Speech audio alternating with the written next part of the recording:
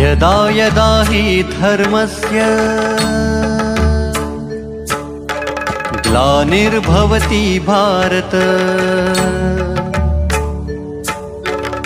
अभ्युत्थानम् अधर्मस्य तदात्मानं सृजाम्यहम्। यदा यदा हि धर्मस्य ग्लानिर्भवति भारत अभ्युत्थानम् अधर्मस्य तदात्मानं सृजाम्यहम्।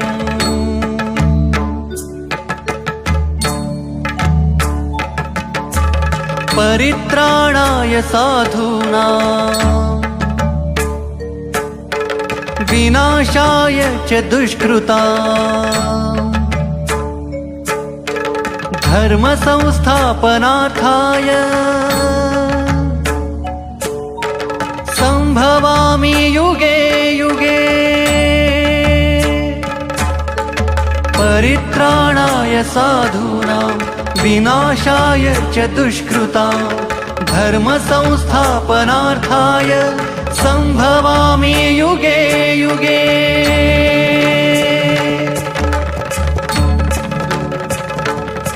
महाभारत महाभारत महाभारत महाभारत महाभारत।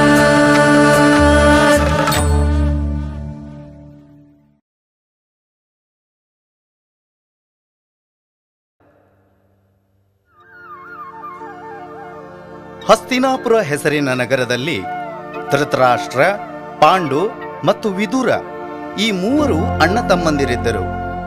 ಈ ಮೂವರನ್ನು ಪಿತಾಸಮನರಾದ ಭೀಷ್ಮರು ತನ್ನ ಪುತ್ರರಂತೆ ಲಾಲನೆ ಪಾಲನೆ ಮಾಡಿದರು. ಪಾಂಡು ಯುವ ಧನುರ್ವಿದ್ಯದಲ್ಲಿ ವಿಶೇಷ ಪರಿಣತನಾಗಿದ್ದ. ಧೃತರಾಷ್ಟ್ರನ ಶರೀರ ಶಕ್ತಿ ಅಪೂರ್ವವಾಗಿತ್ತು ಮತ್ತು ವಿದುರ ದೊಡ್ಡ ಜ್ಞಾನಿಯಾಗಿದ್ದ. ಆದರೆ ಧೃತರಾಷ್ಟ್ರ ಕುರುಡ ಮತ್ತು ವಿದುರ ಇವ ದಾಸಿ ಪುತ್ರ. ಆದ್ದರಿಂದ ಈ ಇಬ್ಬರು ರಾಜ್ಯ ಆಳಲು ಯೋಗ್ಯರಲ್ಲ. ಹಾಗಾಗಿ ಭೀಷ್ಮರು ಪಾಂಡುವಿಗೆ ರಾಜ್ಯಾಭಿಷೇಕ ಮಾಡಿದರು. ಗಾಂಧಾರ ದೇಶದ ರಾಜ ಸುಬದ, ಇವನಿಗೆ ಗಾಂಧಾರಿ ನಾಮದ ಮಗಳು. ಇವಳೊಂದಿಗೆ ಧೃತರಾಷ್ಟ್ರನ ವಿವಾಹವಾಯಿತು. ಆದರೆ ಗಾಂಧಾರಿ ಶ್ರೇಷ್ಠ ಪತಿವ್ರತಿಯಾಗಿದ್ದಳು. ತನ್ನ ಪತಿ ಜನ್ಮದಿಂದಲೇ ಅಂಧರು ಎಂದು ತಿಳಿಯುತ್ತಲೇ ಗಾಂಧಾರಿಯು ಮರಣ ಪರ್ಯಂತ ತನ್ನ ಕಣ್ಣಿಗೆ ವಸ್ತ್ರದ ತುಂಡನ್ನು ಕಟ್ಟಿಕೊಂಡಳು. ಕುಂತಿಯ ಮದುವೆ ಪಾಂಡುರಾಜನೊಂದಿಗೆ ಆಯಿತು. ಕೆಲವು ದಿನದ ನಂತರ ಭೀಷ್ಮನು ಪಾಂಡುವಿನ ಎರಡನೇ ಮದುವೆ ಮಾಡುವ ನಿಶ್ಚಯ ಮಾಡಿದ. ನಂತರ ಅವನು ಮಾದ್ರ ದೇಶದ ರಾಜನ ತಂಗಿ ಮಾದ್ರಿಯೊಂದಿಗೆ ಪಾಂಡುವಿನ ವಿವಾಹ ಮಾಡಿದ. ನಂತರ ಭೀಷ್ಮನು ವಿದುರನ ಮದುವೆಯೂ ಮಾಡಿಸಿದ. ಈ ಪ್ರಕಾರ ಮೂವರ ಮದುವೆಯೂ ಮಾಡಿಸಿ ಭೀಷ್ಮ ಒಂದು ದೊಡ್ಡ ಜವಾಬ್ದಾರಿಯಿಂದ ಮುಕ್ತನಾದ. ವಿವಾಹದ ನಂತರ ಪಾಂಡುರಾಜನು ದಿಗ್ವಿಜಯಕ್ಕೆ ಹೋಗಿ ಬಹುದೊಡ್ಡ ಸಂಪತ್ತನ್ನು ತಂದನು ಮತ್ತು ಅದನ್ನು ಧೃತರಾಷ್ಟ್ರ, ಭೀಷ್ಮ ಮತ್ತು ಸತ್ಯವತಿ ಇವರ ಸ್ವಾಧೀನ ಮಾಡಿದ. ದಿಗ್ವಿಜಯದ ನಂತರ ಪಾಂಡುರಾಜ ಕುಂತಿ ಮತ್ತು ಮಾದ್ರಿ ಈ ತನ್ನ ಎರಡೂ ಹೆಂಡತಿಯರನ್ನು ಕರೆಕೊಂಡು ಬೇಟೆಯ ನಿಮಿತ್ತ ಹಿಮಾಲಯದ ಅರಣ್ಯಕ್ಕೆ ಹೋಗಿ ನಿಂತ. ಇದೇ ಸಮಯದಲ್ಲಿ ಗಾಂಧಾರಿ ಗರ್ಭವತಿಯಾದಳು. ಆದರೆ 2 ವರ್ಷವಾದರೂ ಅವಳಿಗೆ ಪ್ರಸವನ ಆಗಲಿಲ್ಲ.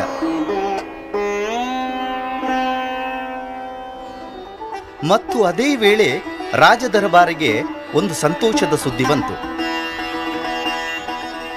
ಕಾಡಿಗೆ ಹೋದ ಪಾಂಡುರಾಜನಿಗೆ ಕುಂತಿಯಿಂದ ಒಂದು ಅತ್ಯಂತ ಸುಂದರವಾದ ಮಗು ಜನಿಸಿತು. ಈ ಮಗುವಿನ ಹೆಸರು ಯುಧಿಷ್ಠಿರ್. ಎಲ್ಲ ಪ್ರಜೆಗಳಿಗೆ ಅತ್ಯಂತ ಆನಂದವಾಯಿತು. ಆದರೆ ಗಾಂಧಾರಿಗೆ ಮಾತ್ರ ಇದರಿಂದ ಸಂತೋಷವಾಗಲಿಲ್ಲ. ನನ್ನಿಂದ ಮುಂಚೆ ಕುಂತಿಗೆ ಮಗು ಅಂದರೆ ನಾಳೆ ಹಸ್ತಿನಾಪುರದ ರಾಜ ಅವನೇ ಆಗುತ್ತಾನೆ. ನನ್ನ ಪತಿ ಕುರುಡ ಎಂದು ರಾಜ್ಯ ಸಿಗಲಿಲ್ಲ, ಇನ್ನು ಮುಂದೆ ಸಿಗುವುದು ಶಕ್ಯವಿಲ್ಲ. ಇದರಿಂದ ಗಾಂಧಾರಿ ದಿನರಾತ್ರಿ ಚಡಪಡಿಸತೊಡಗಿದಳು, ಕ್ರೋಧಿತಳಾದಳು. ನಂತರ ಒಂದು ದಿನ ಕ್ರೋಧದಿಂದ ಅವಳು ತನ್ನ ಹೊಟ್ಟೆಗೆ ಜೋರಾಗಿ ಹೊಡೆಯಲಾರಂಭಿಸಿದಳು. ಇದರಿಂದ ಏನಾಯಿತು ಗೊತ್ತಾ? ಅವಳ ಹೊಟ್ಟೆಯೊಳಗಿದ್ದ ಗರ್ಭಕೋಶ ಒಡೆಯಿತು. ಆ ಗರ್ಭಕೋಶದಲ್ಲಿ ಉಂಗುರದಷ್ಟು ಆಕಾರದ 101 ಜೀವಗಳು ಇದ್ದವು. ನನ್ನ ಈ ತಪ್ಪಿನ ಪರಿಣಾಮ ಏನಾಯಿತು ಎಂದು ಗೊತ್ತಾದ ಮೇಲೆ ಗಾಂಧಾರಿ ದುಃಖದಿಂದ ಉಚ್ಚಳಂತೆ ಆಕ್ರೋಶ ಮಾಡಲಾರಂಭಿಸಿದಳು. ಅದೇ ವೇಳೆ ಭಗವಾನ್ ವ್ಯಾಸರು ಅಲ್ಲಿಗೆ ಬಂದರು. ನಡೆದ ಪ್ರಕರಣದ ಅರಿವು ಅವರಿಗಾಯಿತು. ನಂತರ ವ್ಯಾಸರು ತುಪ್ಪದಿಂದ ತುಂಬಿದ 101 ಮಡಕೆಗಳನ್ನು ತಂದರು.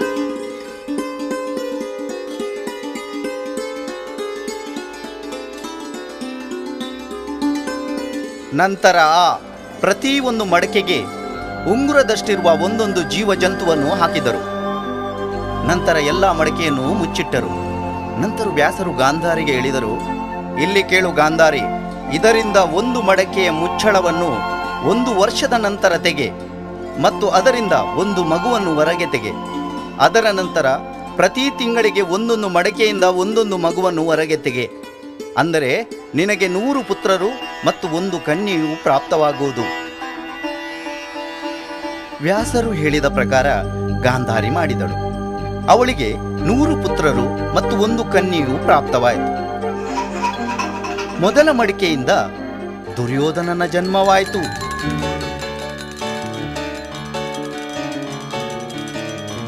ಅದೇ ವೇಳೆ ಎಲ್ಲ ಕಡೆ ಅಪಶಕುನ ಕಾಣಿಸಿತು. ಅರಮನೆಯ ಎದುರು ಕಾಗೆ, ನರಿ, ಹುಲಿ, ಹದ್ದು ಕರ್ಕಶ ಸ್ವರದಲ್ಲಿ ಕೂಗಲಾರಂಭಿಸಿದವು. ಅಗ್ನಿಯು ಉರಿಯಲಾರಂಭಿಸಿತು. ಪ್ರಚಂಡವಾದ ಬಿರುಗಾಳಿ ಬಂತು. ದುರ್ಯೋಧನನ ಬೆನ್ನಲ್ಲೇ ಜನಿಸಿದ ಧೃತರಾಷ್ಟ್ರನ ಮಕ್ಕಳಿಗೆ ಕೌರವ ಎಂದು ಹೇಳುತ್ತಾರೆ. ಹಸ್ತಿನಾಪುರದಲ್ಲಿ ಇದೆಲ್ಲ ನಡೆಯುತ್ತಿರುವ ಸಮಯ ಪಾಂಡುರಾಜ ತನ್ನ 2 ಮಡದಿಯರೊಂದಿಗೆ ಹಿಮಾಲಯದ ಅರಣ್ಯದಲ್ಲಿ ವಾಸ ಮಾಡುತ್ತಿದ್ದ. ಒಂದು ದಿನ ಪಾಂಡುರಾಜ ನಿತ್ಯದ ಹಾಗೆ ಶಿಕಾರಿಗಾಗಿ ತಿರುಗುತ್ತಿರುವಾಗ ಒಂದು ಜಿಂಕೆಯನ್ನು ಹರಣಿಯೊಂದಿಗೆ ತಿರುಗುವುದನ್ನು ನೋಡಿದ. ಪಾಂಡುರಾಜ ಅದರ ಮೇಲೆ ಬಾಣ ಹೊಡೆದು ಆ ಜಿಂಕೆಯನ್ನು ಗಾಯಗೊಳಿಸಿದ. ಆದರೆ ಅದು ನಿಜವಾದ ಜಿಂಕೆ ಆಗಿರಲಿಲ್ಲ. ಪ್ರತಿದಿನ ಜಿಂಕೆ ರೂಪ ತಾಳಿ ತನ್ನ ಮಡದಿಯ ಜೊತೆ ತಿರುಗುತ್ತಿದ್ದ ಕರ್ದಮ್ ಹೆಸರಿನ ಋಷಿಯಾಗಿದ್ದ. ಬಾಣದ ಘಾತದಿಂದ ಗಾಯಗೊಂಡಿರುವ ಜಿಂಕೆಯು ಮಾನವನ ಭಾಷೆಯಿಂದ ಹೇಳಿತು, ರಾಜ, ನಾನು ನನ್ನ ಮಡದಿಯೊಂದಿಗೆ ಏಕಾಂತದಲ್ಲಿ ತಿರುಗುತ್ತಿದ್ದಾಗ ನೀನು ನನ್ನ ಬೇಟೆಯಾಡಿದೆ. ದೇವರು ನಿನ್ನ ಅವಸ್ಥೆಯನ್ನು ಇದೇ ರೀತಿ ಮಾಡಲಿ ಎಂದು ಶಾಪ ಕೊಟ್ಟು ಕರ್ದಮ ಋಷಿಯು ಒದ್ದಾಡುತ್ತಾ ತನ್ನ ಮಡದಿಯೊಂದಿಗೆ ಪ್ರಾಣ ತ್ಯಜಿಸಿದರು. ಈ ಘಟನೆಯಿಂದ ಪಾಂಡುವಿನ ಮನಸ್ಸಿಗೆ ಬಹುದೊಡ್ಡ ಆಘಾತವಾಯಿತು. ಅವ ದಿನದಿಂದ ದಿನ ಮೌನವಾಗತೊಡಗಿದ. ಚಿಂತಾಗ್ರಸ್ತನಾದ. ಇನ್ನು ಬೇಡ ಈ ರಾಜ್ಯ, ಬೇಡ ಆ ಸಂಸಾರ, ಇನ್ನು ಇಲ್ಲೇ ಅರಣ್ಯದಲ್ಲೇ ತಪಸ್ಸು ಮಾಡಿ ಆಯುಷ್ಯವನ್ನು ಕಳೆಯೋಣ ಎಂದು ನಿರ್ಧರಿಸಿದ. ಅವ ತನ್ನ 2 ಮಡದಿಯರಿಗೆ ಎಲ್ಲ ವಿಷಯಗಳನ್ನು ತಿಳಿಸಿದ. ಅವರನ್ನು ಹಸ್ತಿನಾಪುರಕ್ಕೆ ಧೃತರಾಷ್ಟ್ರನಲ್ಲಿಗೆ ಹಿಂದಿ ಹೋಗಲು ಹೇಳಿದ. ಆದರೆ 2 ರಾಣಿಯರು ಪಾಂಡುರಾಜನೊಂದಿಗೆ ಅರಣ್ಯದಲ್ಲಿ ನಿಂತು ತಪಸ್ಸು ಮಾಡುವ ನಿರ್ಧಾರ ಮಾಡಿದರು. ತಪಸ್ಸನ್ನು ಮಾಡಲು ಪ್ರಾರಂಭಿಸುತ್ತಾರೆ. ತಪಸ್ಸು ಮಾಡಿದರೂ ಮಹಾರಾಜರ ಮನಸ್ಸಿಗೆ ಸಮಾಧಾನವಾಗುವುದಿಲ್ಲ, ಶಾಂತಿಯು ಲಭಿಸುವುದಿಲ್ಲ. ನಾವು ಎಷ್ಟೇ ತಪಸ್ಸು ಮಾಡಿದರೂ ನಾವು ಸಂತಾನಹೀನರು, ನಮ್ಮ ಮೃತ್ಯುವಿನ ನಂತರ ನಮ್ಮ ವಂಶ ನಾಶವಾಗುತ್ತದೆ ಎಂದು ಯೋಚಿಸಿ ಅಧಿಕ ದುಃಖಿತನಾಗುತ್ತಾನೆ. ಪಾಂಡುವಿನ ಮನಸ್ಸಿನ ಭಾವನೆ ತಿಳಿದು ಕುಂತಿಯು ತನ್ನ ಪೂರ್ವ ಆಯುಷ್ಯದಲ್ಲಿಯ ಒಂದು ರಹಸ್ಯವನ್ನು ಹೇಳುವ ನಿರ್ಧಾರ ಮಾಡುತ್ತಾಳೆ. ಅವಳು ಪಾಂಡುವಿಗೆ ಹೇಳಿದಳು, ಇಷ್ಟರವರೆಗೆ ನಾನು ಯಾರಿಗೂ ಹೇಳದ ಒಂದು ರಹಸ್ಯವನ್ನು ಈಗ ನಿಮಗೆ ಹೇಳುತ್ತೇನೆ. ನಾನು ದುರ್ವಾಸನ ಮುನಿಯ ಮನಸಾರೆ ಸೇವೆ ಮಾಡಿದ್ದೇನೆ. ಅದರಿಂದ ಪ್ರಸನ್ನರಾದ ಅವರು ನನಗೆ ಕೆಲವು ಮಂತ್ರವನ್ನು ಕಳಿಸಿದರು ಮತ್ತು ಹೇಳಿದರು, ಈ ಮಂತ್ರದಿಂದ ನೀನು ಯಾವ ದೇವತೆಯನ್ನು ಆಹ್ವಾನಿಸುತ್ತೀಯಾ ಆ ದೇವತೆಯು ಪ್ರತ್ಯಕ್ಷವಾಗಿ ನಿನಗೆ ಮಗುವನ್ನು ಕೊಡುತ್ತದೆ. ನಿಮ್ಮ ಆಜ್ಞೆ ಇದ್ದರೆ ನಾನು ದೇವತೆಯನ್ನು ಆಹ್ವಾನಿಸುತ್ತೇನೆ. ಯಾವ ದೇವರನ್ನು ಆಹ್ವಾನಿಸಲಿ ಹೇಳಿ. ಪಾಂಡುವಿನ ಆಜ್ಞೆಯ ಮೇರೆಗೆ ಮಂತ್ರ ಜಪಿಸಿ ಕುಂತಿಯು ಯಮದೇವನನ್ನು ಆಹ್ವಾನಿಸುತ್ತಾಳೆ. ಯಮಧರ್ಮ ಪ್ರತ್ಯಕ್ಷವಾಗುತ್ತಾನೆ. ಅವನಿಂದ ಕುಂತಿಗೆ ಯುಧಿಷ್ಠಿರ್ ಹೆಸರಿನ ಪುತ್ರವಾಗುತ್ತದೆ.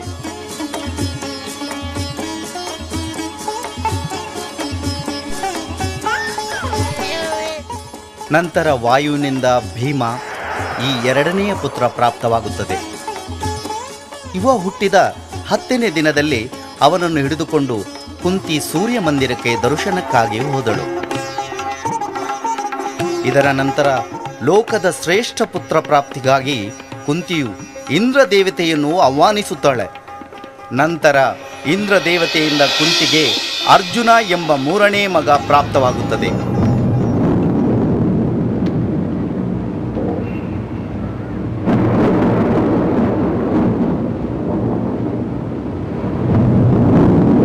ನಂತರ ಕುಂತಿಯು ಮಾದ್ರಿಗೆ ಅಶ್ವಿನಿ ಕುಮಾರರ ಮಂತ್ರ ಕಳಿಸಿದಳು. ಮಾದ್ರಿಯು ಆ ಮಂತ್ರದಿಂದ ಅಶ್ವಿನಿ ಕುಮಾರರನ್ನು ಆಹ್ವಾನಿಸಿದಳು.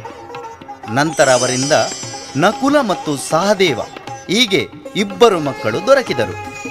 ಯುಧಿಷ್ಠಿರ್, ಭೀಮ, ಅರ್ಜುನ, ನಕುಲ ಮತ್ತು ಸಹದೇವ ಇವರು ಕುಂತಿ ಮತ್ತು ಮಾದರಿಯ 5 ಮಕ್ಕಳು. ಮುಂದೆ ಇವರೇ ಪಾಂಡವರು ಎಂಬ ಹೆಸರಿನಿಂದ ಪ್ರಸಿದ್ಧರಾದರು. ಪಾಂಡುರಾಜನು ದಿನದಿಂದ ದಿನ ಹತಾಶೆಯಿಂದ ಬಳಲಿ ಶಕ್ತಿಹೀನನಾದ. ನಂತರ ಅದೇ ಅವಸ್ಥೆಯಲ್ಲಿ ಒಂದು ದಿನ ಅಚಾನಕವಾಗಿ ಪಾಂಡುರಾಜನ ಮರಣವಾಯಿತು. ದುಃಖದ ಭರದಲ್ಲಿ ಪಾಂಡುರಾಜನ ಮೃತದೇಹದ ಮೇಲೆ ಮಾಧುರಿಯೂ ಕುಸಿದಳು. ಅಲ್ಲೇ ಅವಳದ್ದು ಪ್ರಾಣವೂ ಹೋಯಿತು. ನಂತರ ಋಷಿಮುನಿ, ಕುಂತಿ, ಪಂಚಪಾಂಡವರು ಪಾಂಡು ಮತ್ತು ಮಾದ್ರಿಯ ಮೃತದೇಹವನ್ನು ಹಿಡಿದುಕೊಂಡು ಎಲ್ಲರೂ ಹಸ್ತಿನಾಪುರಕ್ಕೆ ಬಂದರು. ಮುನಿಗಳು ಧೃತರಾಷ್ಟ್ರನಿಗೆ ನಡೆದ ಎಲ್ಲ ಸಂಗತಿಯನ್ನು ಹೇಳಿ ಕುಂತಿ ಮತ್ತು ಪಂಚಪಾಂಡವರನ್ನು ಧೃತರಾಷ್ಟ್ರನಲ್ಲಿ ಬಿಟ್ಟು ಹಿಂತಿರುಗಿದರು.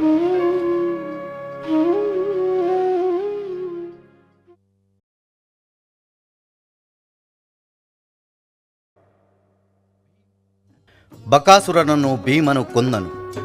ನಂತರ ಪಾಂಡವರು ಉತ್ತರದ ಕಡೆ ತೆರಳಿದರು. ನಡೆಯುತ್ತಾ ಹೋಗುವಾಗ ದಾರಿಯಲ್ಲಿ ಅವರಿಗೊಂದು ಬ್ರಾಹ್ಮಣರ ಗುಂಪು ಸಿಕ್ಕಿತು. ಧರ್ಮರಾಯನು ಅವರಲ್ಲಿ ಕೇಳಿದ, ಪುರೋಹಿತರೇ, ನೀವು ಎಲ್ಲಿ ಹೋಗುತ್ತಿದ್ದೀರಿ? ಬ್ರಾಹ್ಮಣರು ಹೇಳಿದರು, ಪಾಂಚಾಲ ದೇಶಕ್ಕೆ. ಧರ್ಮರಾಜ ಕೇಳಿದ, ಏನು ವಿಶೇಷ? ಬ್ರಾಹ್ಮಣರು ಹೇಳಿದರು, ಪಾಂಚಾಲ ದೇಶದ ರಾಜ ದ್ರುಪದನ ಮಗಳ ಸ್ವಯಂವರವಿದೆ. ಆ ದ್ರೌಪದಿಯ ಸ್ವಯಂವರದಲ್ಲಿ ಏನಾದರೂ ದಕ್ಷಿಣ ಸಿಗಬಹುದು ಎಂದು ನಾವು ಪಾಂಚಾಲ ದೇಶಕ್ಕೆ ಹೋಗುತ್ತಿದ್ದೇವೆ. ಧರ್ಮರಾಜ ಹೇಳಿದ, ದ್ರೌಪದಿಯು ಯಾರನ್ನು ವರಿಸುವುದು ಎಂಬುದು ಗೊತ್ತಿದೆಯೇ ನಿಮಗೆ? ಬ್ರಾಹ್ಮಣರು ಹೇಳಿದರು, ಮಹಾರಾಯ, ಯಾರಿಗೊತ್ತು ಯಾರನ್ನಂತ? ಅವಳ ತಂದೆ ಒಂದು ಕಷ್ಟದ ಪಣ ಇಟ್ಟಿದ್ದಾನೆ, ಗುರಿ ಸಾಧಿಸುವ ಪಣ. ಆ ಪಣವನ್ನು ಯಾರು ಗೆಲ್ಲುತ್ತಾರೋ ಅವರಿಗೆ ದ್ರೌಪದಿ ಸಿಗಬಹುದು. ಅರ್ಜುನ ಇವರ ಮಾತುಗಳನ್ನು ಕೇಳುತ್ತಿದ್ದ. ಅವ ವಿಚಾರ ಮಾಡಿದ, ಗುರಿ ಸಾಧಿಸುವ ಪಣವೇ? ಹಾಗಾದರೆ ಅದನ್ನು ನಾನು ಖಂಡಿತ ಗೆಲ್ಲುವೆ. ನಾನು ಕೂಡ ಸ್ವಯಂವರಕ್ಕೆ ಹೋಗಬೇಕು. ಅರ್ಜುನ ಕುಂತಿಗೆ ಹಾಗೂ ತನ್ನ ಇತರ ಸಹೋದರರಿಗೆ ಈ ವಿಚಾರವನ್ನು ಹೇಳಿದ. ಎಲ್ಲರೂ ಹೇಳಿದರು, ನಿನ್ನ ಈ ವಿಚಾರ ಬಹಳ ಒಳ್ಳೆಯದಿದೆ. ದ್ರೌಪದಿಯ ಸ್ವಯಂವರಕ್ಕೆ ನಾವು ಪಾಂಚಾಲ ದೇಶಕ್ಕೆ ಹೋಗೋಣ. ಆದರೆ ಧರ್ಮರಾಯ ಹೇಳಿದ, ಸ್ವಯಂವರಕ್ಕೆ ನಾವು ಹೋಗೋಣ, ಆದರೆ ಕ್ಷತ್ರಿಯರ ವೇಷದಲ್ಲಲ್ಲ, ಬ್ರಾಹ್ಮಣರ ವೇಷದಲ್ಲಿ. ಅಲ್ಲಿ ಯಾರಿಗೂ ನಮ್ಮ ಪರಿಚಯವಾಗಬಾರದು. ಎಲ್ಲರೂ ಹೇಳಿದರು, ಸರಿ. ನಂತರ ಎಲ್ಲರೂ ಬ್ರಾಹ್ಮಣರ ವೇಷವನ್ನು ಧರಿಸಿದರು.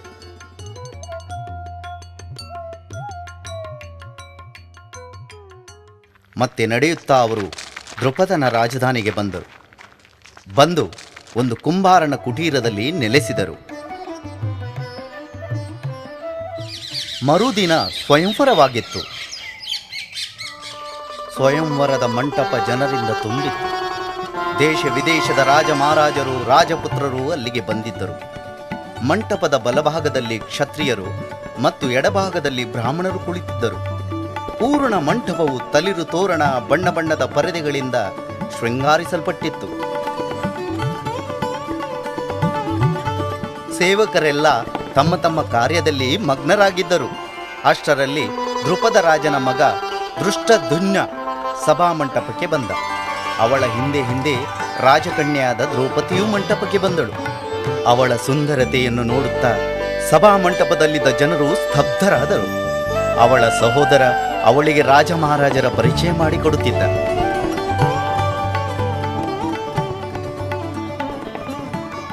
ಸ್ವಯಂವರ ಮಂಟಪದಲ್ಲಿ ದುರ್ಯೋಧನ, ಅಶ್ವತ್ಥಾಮ, ಜಯಸಿಂಹ, ವಿರಾಟ, ಕರ್ಣ, ಮಹಾರಾಜ ಜರಸಂಧ ಮುಂತಾದ ದೊಡ್ಡ ದೊಡ್ಡ ವೀರರಿದ್ದರು. ಅಲ್ಲದೆ ಬಲರಾಮ, ಶ್ರೀಕೃಷ್ಣ, ಭಗದತ್ತ ಮತ್ತು ಶಲ್ಯ ಈಗ ಅನೇಕ ರಾಜಮಹಾರಾಜರು ರಾಜಕುಮಾರರು ಉಪಸ್ಥಿತರಿದ್ದರು. ಇನ್ನೊಂದು ಬದಿಯಲ್ಲಿ ಬ್ರಾಹ್ಮಣರು ಕುಳಿತಿದ್ದರು. ದ್ರುಪದ ರಾಜನ ಮಗ ದೃಷ್ಟದ್ಯುಮ್ನ ತನ್ನ ಎತ್ತರದ ಸ್ವರದಲ್ಲಿ ಸಭೆಯಲ್ಲಿದ್ದವರಿಗೆ ಹೇಳಿದ, ಇಲ್ಲಿ ಒಂದು ಧನುಷ್ಯ ಬಾಣವನ್ನು ಇಟ್ಟಿದ್ದೇವೆ. ಅದರ ಎದುರಲ್ಲಿ ಒಂದು ನೀರಿನ ಪಾತ್ರೆ ಇದೆ.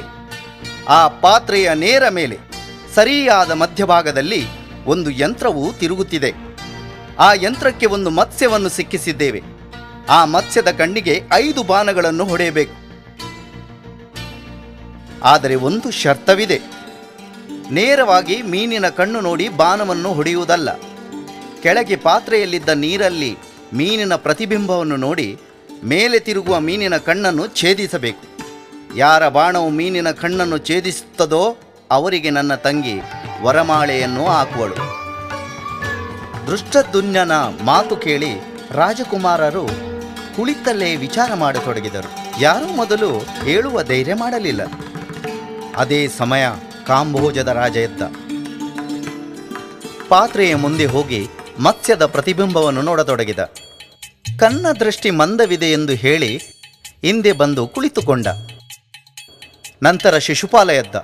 ಅವನು ಗುರಿ ಸಾಧಿಸಲು ಅಸಮರ್ಥನಾದ. ಇದೇ ಸ್ಥಿತಿ ಅನೇಕ ರಾಜಕುಮಾರರದ್ದೂ ಆಯಿತು. ಕಡೆಗೆ ಕರ್ಣ ಎದ್ದ. ಅವ ಬಾಣ ಹೂಡಿದ.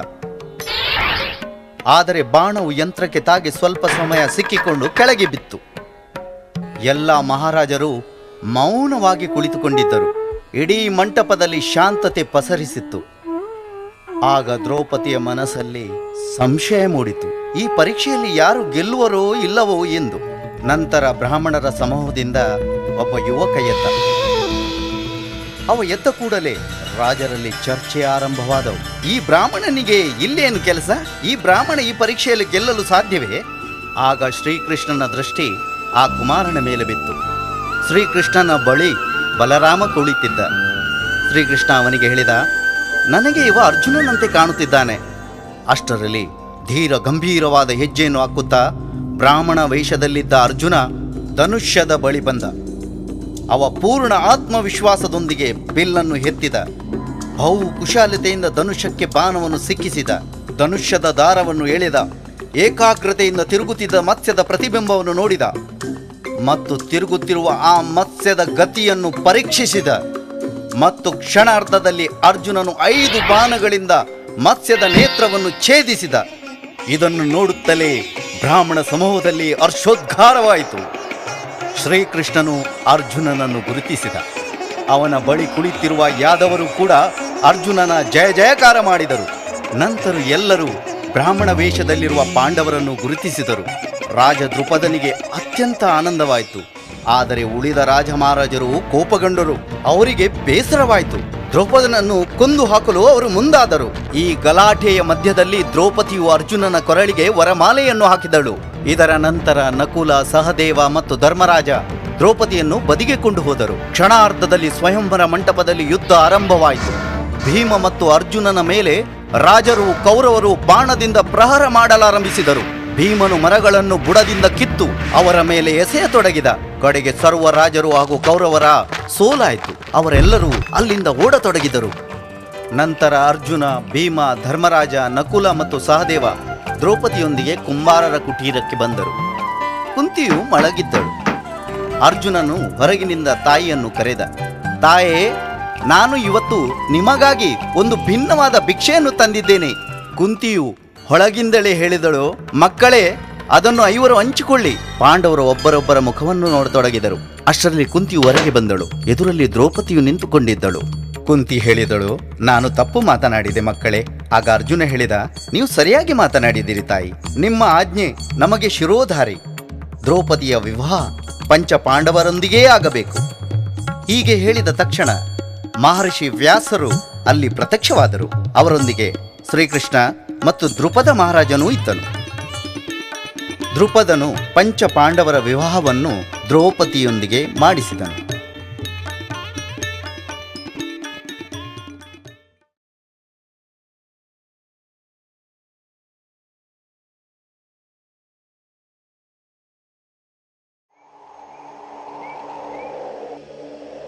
ಈ ಕಥೆ ವನವಾಸದ ಕಾಲದ್ದಾಗಿದೆ. ಒಂದು ದಿನ ಅಕಸ್ಮಾತ್ತಾಗಿ ಮೋಡ ಕವಿಯಿತು. ಆಗ ಒಂದು ಸುಂದರ ಕಮಲ ಈಶಾನ್ಯ ದಿಕ್ಕಿನಿಂದ ಹಾರುತ್ತಾ ಬಂದು ಆಶ್ರಮದ ಎದುರುಗಡೆ ಬಿತ್ತು.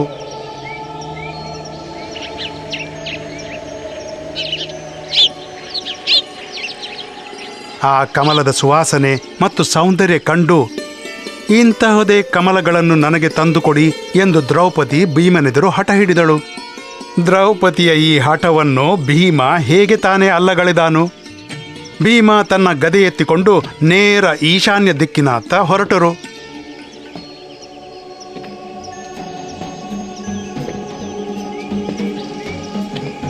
ಕಾಡಿನ ಹಾದಿಯಿಂದ ಹೋಗಬೇಕಾಗಿತ್ತು. ದಾರಿಯಲ್ಲಿ ಭೀಮನಿಗೆ ಹುಲಿ, ಸಿಂಹದಂತೆ ಅನೇಕ ಪ್ರಾಣಿಗಳು ಎದುರಾದವು. ಆದರೆ ಭೀಮ ಆ ಪ್ರಾಣಿಗಳಿಗೆ ಹೆದರಲಿಲ್ಲ.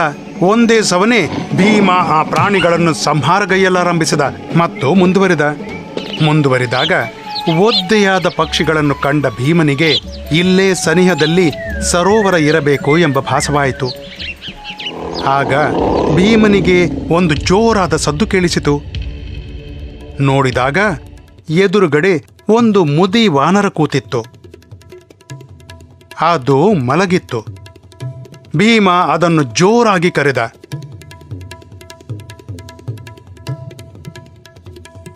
ತನ್ನ ನಿದ್ದೆಗೆ ಭಂಗ ಮಾಡಿದ ಭೀಮನನ್ನು ವಾನರ ಎದ್ದು ಹಲ್ಲು ಕಿರಿಯುತ್ತಾ ನೋಡಿತು. ಭೀಮನಿಂದ ತಪ್ಪಾಗಿದೆ ಎಂದು ಹೇಳಿತು ಮತ್ತು ಅಂದಿತು, ಇದು ದೇವಲೋಕದ ದಾರಿ.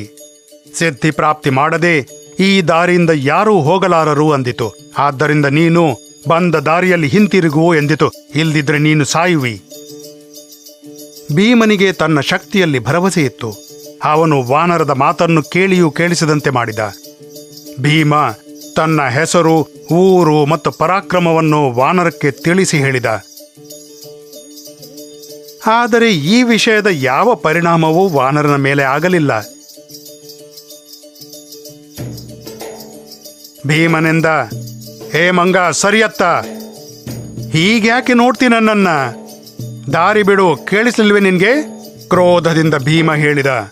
ವಾನರ ಅಂದಿತು, ನೋಡು, ಈಗ ನಾನು ಮುದುಕನಾಗಿದ್ದೇನೆ, ಅಲ್ಲದೆ ಅನಾರೋಗ್ಯದಿಂದಿದ್ದೇನೆ. ನನಗೆ ಏಳಲಿಕ್ಕೂ ಆಗಲ್ಲ.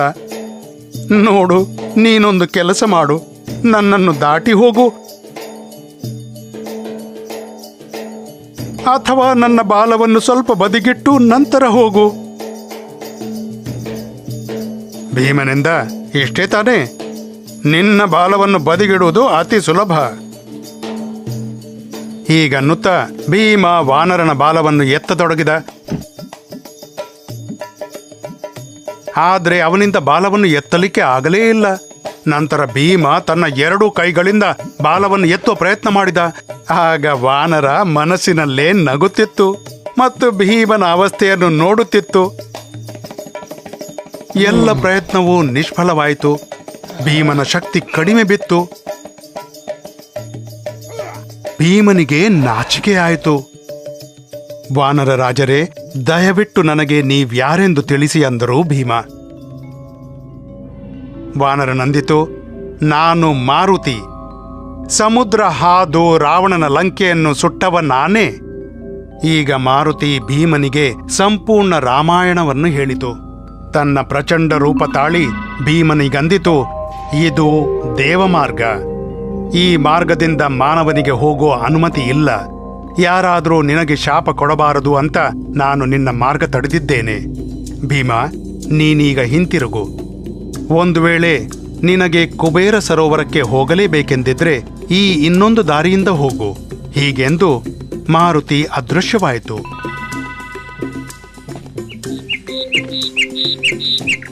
ಭೀಮ ಮಾರುತಿ ತೋರಿಸಿದ ದಾರಿಯಿಂದ ಹೋಗಲಾರಂಭಿಸಿದರು. ಸ್ವಲ್ಪ ಸಮಯದಲ್ಲೇ ಭೀಮನಿಗೆ ಆ ಸರೋವರ ಕಾಣಿಸಿತು. ಆ ಸರೋವರದಲ್ಲಿ ಸುಂದರ ಕಮಲಗಳಿದ್ದವು. ಈ ಸರೋವರದ ರಕ್ಷಣೆಯನ್ನು ಯಕ್ಷ ರಾಕ್ಷಸ ಮಾಡುತ್ತಿದ್ದ. ಅವನು ಭೀಮನನ್ನು ತಡೆದ. ಆದರೆ ಭೀಮ ರಾಕ್ಷಸನನ್ನು ಹೊಡೆದು ಹಾಕಿದರು. ದಣಿದಿದ್ದ ಭೀಮ ಸರೋವರಕ್ಕಿಳಿದು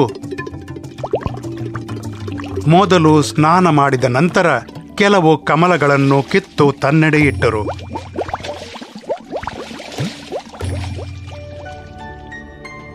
ಆಶ್ರಮಕ್ಕೆ ಮರಳಿ ದ್ರೌಪದಿಗೆ ಎಲ್ಲಾ ಕಮಲಗಳನ್ನು ನೀಡಿದಾಗ ದ್ರೌಪದಿಗೆ ಅತ್ಯಂತ ಆನಂದವಾಯಿತು. ಮತ್ತೊಮ್ಮೆ ಪಾಂಡವರ ಮೇಲೆ ದೊಡ್ಡ ಆಪತ್ತು ಬಂತು. ಜಟಾಸುರನೆಂಬ ರಾಕ್ಷಸ ಬ್ರಾಹ್ಮಣನ ರೂಪ ತಾಳಿ ಪಾಂಡವರೊಂದಿಗೆ ಬರುತ್ತಿರುವ ಬ್ರಾಹ್ಮಣರೊಂದಿಗೆ ಸೇರಿಕೊಂಡ. ಆಗ ಘಟೋತ್ಕಚ ಮತ್ತು ಭೀಮ ಬೇಟೆಯಾಡಲು ಹೋಗಿದ್ದರು. ಜಟಾಸುರನಿಗೆ ಇದೇ ಬೇಕಿತ್ತು. ಅವನು ತನ್ನ ಭಯಾನಕ ನಿಜರೂಪ ಧಾರಣೆ ಮಾಡಿ ಪಾಂಡವರ ಶಸ್ತ್ರ, ಯುಧಿಷ್ಠಿರ, ನಕುಲ, ಸಹದೇವ ಮತ್ತು ದ್ರೌಪದಿಯನ್ನು ಎತ್ತಿಕೊಂಡು ಹೋಗಲಾರಂಭಿಸಿದ. ಸಹದೇವ ಜೋರಾಗಿ ಭೀಮನ ಹೆಸರೆತ್ತಿ ಕರೆಯುತ್ತಿದ್ದ. ಯುಧಿಷ್ಠಿರ ತನ್ನ ದೇಹವನ್ನು ತುಂಬಾ ಭಾರಗೊಳಿಸಿ ಜಟಾಸುರನನ್ನು ಓಡದಂತೆ ಮಾಡಿದರು. ಆಗ ಭೀಮ ತನ್ನ ಗದೆಯನ್ನು ತಿರುಗಿಸುತ್ತಾ ಬಂದರು. ಭೀಮ ಜಟಾಸುರನನ್ನು ಹೊಡೆಯಲಾರಂಭಿಸಿದರು. ಇಬ್ಬರಲ್ಲಿ ಘೋರ ಯುದ್ಧವಾಯಿತು. ಈ ಯುದ್ಧದಲ್ಲಿ ಜಟಾಸುರನ ಮೃತ್ಯುವಾಯಿತು. ಪಾಂಡವರ ಪ್ರವಾಸ ನಡೆದೇ ಇತ್ತು. ಈ ಪ್ರವಾಸದ ಮಧ್ಯೆ ಒಂದು ಮೊಸಳೆ ಭೀಮನನ್ನು ಹಿಡಿದುಬಿಟ್ಟಿತು ಮತ್ತು ಅವರನ್ನು ಜೋರಾಗಿ ಅದುಮಿತು. ಭೀಮ ಮೊಸಳೆಯಿಂದ ಬಿಡಿಸಿಕೊಳ್ಳಲು ಬಹಳ ಪ್ರಯತ್ನ ಮಾಡಿದರು. ಆದರೆ ಇಲ್ಲ, ಎಲ್ಲ ನಿಷ್ಫಲವಾಯಿತು. ಎಷ್ಟೇ ಪ್ರಯತ್ನ ಪಟ್ಟರೂ ಏನೂ ಪ್ರಯೋಜನವಾಗಲಿಲ್ಲ. ಭೀಮನಿಗೆ ತನ್ನ ಶಕ್ತಿಯ ಮೇಲೆ ಹೆಮ್ಮೆಯಿತ್ತು. ಆದರೆ ಈಗ ಅದು ಕುಂದಿತು. ಭೀಮ ಮೊಸಳೆಯನ್ನು ಕೇಳಿದರು, ನಿಜ ಹೇಳು, ನೀನ್ ಯಾರು ಮತ್ತು ನನ್ನನ್ಯಾಕೆ ಹಿಡಿದೆ? ಮೊಸಳೆ ಅಂದಿತು, ನಾನು ನಿನ್ನದೇ ಕುಲದವನು. ಪೂರ್ವಜನ್ಮದಲ್ಲಿ ನಹುಷನಾಗಿದ್ದೆ. ಸ್ವರ್ಗದಲ್ಲಿದ್ದ ಕಾರಣ ಸಂಪತ್ತಿನಲ್ಲಿ ಓಲಾಡುತ್ತಿದ್ದೆ. ನನಗೆ ಇಂದ್ರನ ಪದವಿ ದೊರೆತಿತ್ತು. ಇಂದ್ರನ ಪತ್ನಿ ಶಚಿ ನನಗೆ ದೊರೆಯಬೇಕು ಎಂಬ ಉದ್ದೇಶದಿಂದ ನಾನು ಪಲ್ಲಕ್ಕಿಯಲ್ಲಿ ಕೂತು ಹೊರಟಿದ್ದೆ. ಆ ಪಲ್ಲಕ್ಕಿಯನ್ನು ಹೊತ್ತಿದ್ದವರೆಲ್ಲ ಯಾರು ಗೊತ್ತೇ? ಅಗತ್ಯ ಇತ್ಯಾದಿ ಸಪ್ತಋಷಿಗಳಾಗಿದ್ದರು. ಆಗ ಅಭಿಮಾನದಿಂದ ನಾನವರಿಗೆ ಒದ್ದೆ. ಆಗ ಅವರು ನನಗೆ ನೀನು ಸರ್ಪನಾಗು ಅಂತ ಶಾಪ ಕೊಟ್ಟರು. ಮತ್ತೆ ಯುಧಿಷ್ಠಿರ ನಿನ್ನ ಉದ್ಧಾರ ಮಾಡುವ ಅಂದಿದ್ದರು. ಅಂದಿನಿಂದ ನಿಮ್ಮ ದಾರಿ ಕಾಯುತ್ತಾ ನಾನಿಲ್ಲಿ ಬಿದ್ದುಕೊಂಡಿದ್ದೇನೆ. ಹೀಗನ್ನುತ್ತಾ ಆ ಮೊಸಳೆ ಭೀಮನನ್ನು ಇನ್ನೂ ಒತ್ತಲಾರಂಭಿಸಿತು. ಆಗ ಭೀಮನನ್ನು ಹುಡುಕುತ್ತಾ ಯುಧಿಷ್ಠಿರ ಅಲ್ಲಿಗೆ ತಲುಪಿದರು. ಭೀಮನ ಅವಸ್ಥೆ ನೋಡಿ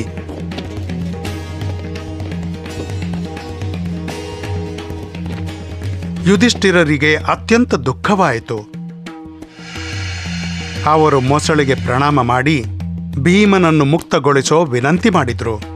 ಮೊಸಳೆ ಕೂಡ್ಲೆ ಒಪ್ಪಿ ಭೀಮನನ್ನು ಬಿಟ್ಟು ಬಿಟ್ಟಿತು. ಆಗ್ಲೇ ಆ ಮೊಸಳೆ ಶಾಪದಿಂದ ಮುಕ್ತಿ ಪಡೆದು ಸ್ವರ್ಗದತ್ತ ಹೋಯಿತು. ಈ ಘಟನೆಯ ನಂತರ ಪಾಂಡವರು ಕಾಮ್ಯಕವನದತ್ತ ತೆರಳಿದರು. ಪ್ರವಾಸ ಮಾಡುತ್ತಾ ಮಾಡುತ್ತಾ ಅವರು ದೈತ್ಯವನಕ್ಕೆ ಬಂದರು. ಕೆಲವು ದಿನ ಅಲ್ಲೇ ತಂಗಿದರು.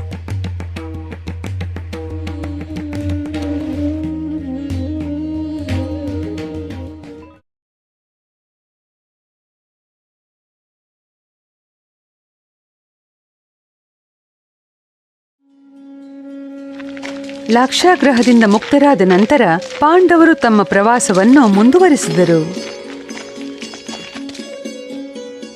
ಅವರು ತಪಸ್ವಿಗಳ ವೇಷ ಧಾರಣೆ ಮಾಡಿದ್ದರು. ಪ್ರವಾಸ ಮಾಡುತ್ತಾ ಪಾಂಡವರು ಏಕಚಕ್ರವೆಂಬ ನಗರಕ್ಕೆ ತಲುಪಿದರು.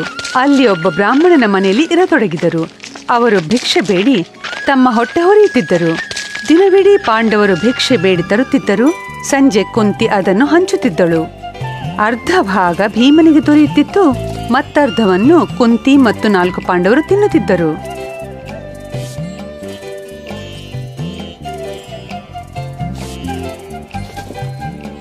ಒಂದು ದಿನ ಕುಂತಿ ಮತ್ತು ಭೀಮ ಮನೆಯಲ್ಲೇ ಇದ್ದರು. ಉಳಿದ 4 ಪಾಂಡವರು ಭಿಕ್ಷಾಟನೆಗೆ ಹೋಗಿದ್ದರು. ಒಮ್ಮೆಲೆ ಬ್ರಾಹ್ಮಣನ ಮನೆಯಿಂದ ಅಳುವ ಸ್ವರ ಕೇಳಿಸಿತು. ಕುಂತಿ ಹೋಗಿ ವಿಚಾರಿಸಿದಾಗ ಬ್ರಾಹ್ಮಣನಿಂದ, ಈ ನಗರದ ಹೊರಗೆ ಬಕಾಸುರನೆಂಬ ಒಬ್ಬ ರಾಕ್ಷಸನಿದ್ದಾನೆ. ಅವನು ಈ ನಗರದ ಜನರಿಗೆ ತುಂಬಾ ತೊಂದರೆ ಕೊಡುತ್ತಿದ್ದಾನೆ. ಈ ತೊಂದರೆಯಿಂದ ಪಾರಾಗಲು ಪ್ರತಿದಿನ 1 ಗಾಡಿ ತುಂಬಿಸಿ ಅನ್ನ, 2 ಕುರಿ ಮತ್ತೊಬ್ಬ ಮನುಷ್ಯನನ್ನು ಅವನಿಗೆ ತಿನ್ನಲು ಕಳುಹಿಸಬೇಕು. ಇಡೀ ಹಳ್ಳಿಯೇ ಇದಕ್ಕೆ ಒಪ್ಪಿ ಒಬ್ಬೊಬ್ಬರು ದಿನ ಗಾಡಿ ತುಂಬಿಸಿ ಕಳುಹಿಸುತ್ತಾರೆ. ಈಗ ನಮ್ಮ ಸರದಿ ಬಂದಿದೆ. ನಾನು ಬಡವ. ನಾಳೆ ನಾನು ರಾಕ್ಷಸನ ಆಹಾರವಾಗಿ ಹೋಗುವ ಪ್ರಸಂಗ ಬಂದಿದೆ. ಆದ್ದರಿಂದ ಮನೆಯವರೆಲ್ಲ ಅಳುತ್ತಿದ್ದಾರೆ. ಕುಂತಿಗೆ ದುಃಖವಾಯಿತು. ಅವಳೆಂದಳು, ನಾವು ನಿನ್ನ ಮನೆಯಲ್ಲಿದ್ದೇವೆ. ನಾವು ನಿನಗೆ ಸಹಾಯ ಮಾಡುವೆವು. ನನ್ನ ಮಕ್ಕಳು ಸಾಮಾನ್ಯರಲ್ಲ. ಇಷ್ಟರವರೆಗೆ ಅವರು ಅನೇಕ ರಾಕ್ಷಸರನ್ನು ಕೊಂದಿದ್ದಾರೆ. ಬಕಾಸುರನೇ ಯಾಕೆ? ಯಾವ ರಾಕ್ಷಸರು ನನ್ನ ಮಕ್ಕಳನ್ನು ಸೋಲಿಸಲಾರರು. ನೀನು ಚಿಂತಿಸಬೇಡ. ನಾಳೆ ಬೆಳಿಗ್ಗೆ ಗಾಡಿ ತುಂಬಿಸಿ ಅನ್ನ ಮತ್ತು 2 ಕುರಿಯೊಂದಿಗೆ ಬಾ. ನನ್ನ ಮಗ ಭೀಮ ಬಕಾಸುರನಲ್ಲಿಗೆ ಹೋಗುವ. ಬ್ರಾಹ್ಮಣನಿಗೆ ತುಂಬಾ ಆನಂದವಾಯಿತು. ಕುಂತಿ ಮನೆಗೆ ಬಂದಳು ಮತ್ತು ಭೀಮನಿಗೆ ಎಲ್ಲಾ ವಿಷಯ ತಿಳಿಸಿದಳು. ಭೀಮ ಸಂತಸದಿಂದ ಕುಣಿದಾಡಿದರು. ನಾಳೆ ರಾಕ್ಷಸರೊಂದಿಗೆ ಕುಸ್ತಿ ಮಾಡಲಿಕ್ಕಿದೆ ಎಂಬ ಕಲ್ಪನೆ ಮಾತ್ರದಿಂದ ಭೀಮ ಆನಂದ ಸಾಗರದಲ್ಲಿ ಓಲಾಡಿದರು. ಮರುದಿನ ಭೀಮ ಬೆಳಿಗ್ಗೆ ಬೇಗ ಎದ್ದರು. ಯಾವಾಗ ರಾಕ್ಷಸನಲ್ಲಿಗೆ ಹೋಗೋದು, ಯಾವಾಗ ಅವನಿಗೊಂದು ಗತಿ ಕಾಣಿಸೋದು ಅನ್ನುವುದನ್ನೇ ಯೋಚಿಸುತ್ತಿದ್ದರು. ಬಾಗಿಲಿನಲ್ಲಿ ಅನ್ನ ಮತ್ತು 2 ಕುರಿಗಳಿದ್ದ ಗಾಡಿ ನಿಂತಿತ್ತು.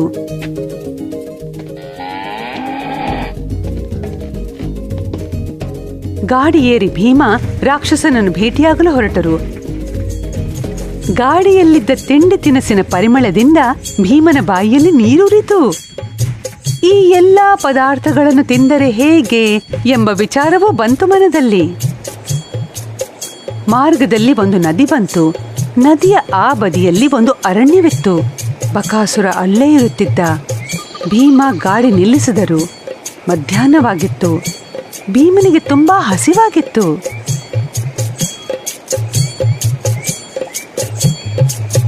ಭೀಮ ನದಿಯಲ್ಲಿ ಸ್ನಾನ ಮಾಡಿ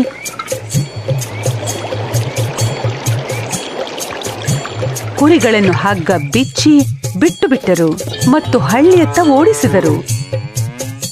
ಮತ್ತು ಜೋರಾಗಿ ಬಕಾಸುರನನ್ನು 3-4 ಬಾರಿ ಕರೆದರು. ಆಮೇಲೆ ಗಾಡಿಯಲ್ಲಿದ್ದ ಊಟವನ್ನೆಲ್ಲ ಗಾಡಿಯಿಂದ ಹೊರತೆಗೆದು ಒಂದೊಂದಾಗಿ ತಿನ್ನಲಾರಂಭಿಸಿದರು. ಎಷ್ಟೋ ದಿನಗಳಿಂದ ಇಷ್ಟೊಂದು ಒಳ್ಳೆ ಊಟ ಭೀಮನಿಗೆ ಸಿಕ್ಕಿರಲಿಲ್ಲ. 2 ಕೈಗಳಿಂದ ಬಕಬಕನೆ ತಿನ್ನಲಾರಂಭಿಸಿದರು.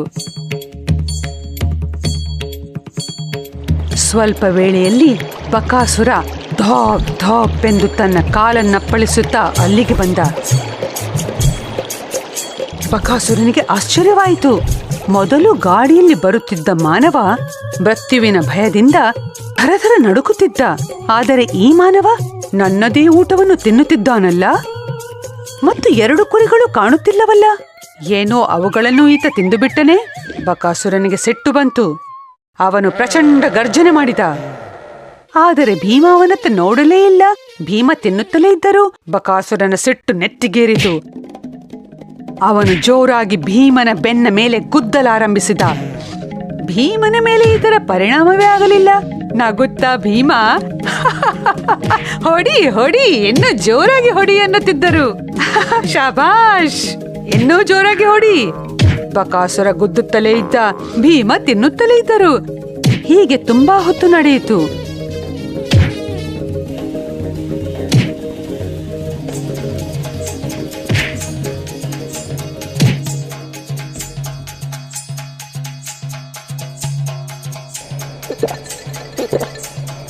ಭೀಮ ಗಾಡಿಯಲ್ಲಿದ್ದ ಎಲ್ಲಾ ಭೋಜನವನ್ನು ಭರಭರನೆ ತಿಂದು ಮುಗಿಸಿದರು. ಘಟಘಟನೆ ನೀರು ಕುಡಿದರು. ಜೋರಾಗಿ ತೇಗಿದ್ದರು. ಓ ಮತ್ತೆ ಮೇಲೆದ್ದು ತಟ್ಟನೆ ಬಕಾಸುರನ ಮೇಲೆರಗಿದರು. ಇಬ್ಬರಲ್ಲೂ ಜೋರಾಗಿ ಕುಸ್ತಿಯಾಯಿತು. ಭೀಮ ಒಂದು ದೊಡ್ಡ ವೃಕ್ಷ ತೆಗೆದುಕೊಂಡು ಬಕಾಸುರನಿಗೆ ಹೊಡೆಯಲಾರಂಭಿಸಿದರು. ಭೀಮ ಪುನಃ ಕುಸ್ತಿ ಮಾಡ ಹತ್ತಿದರು.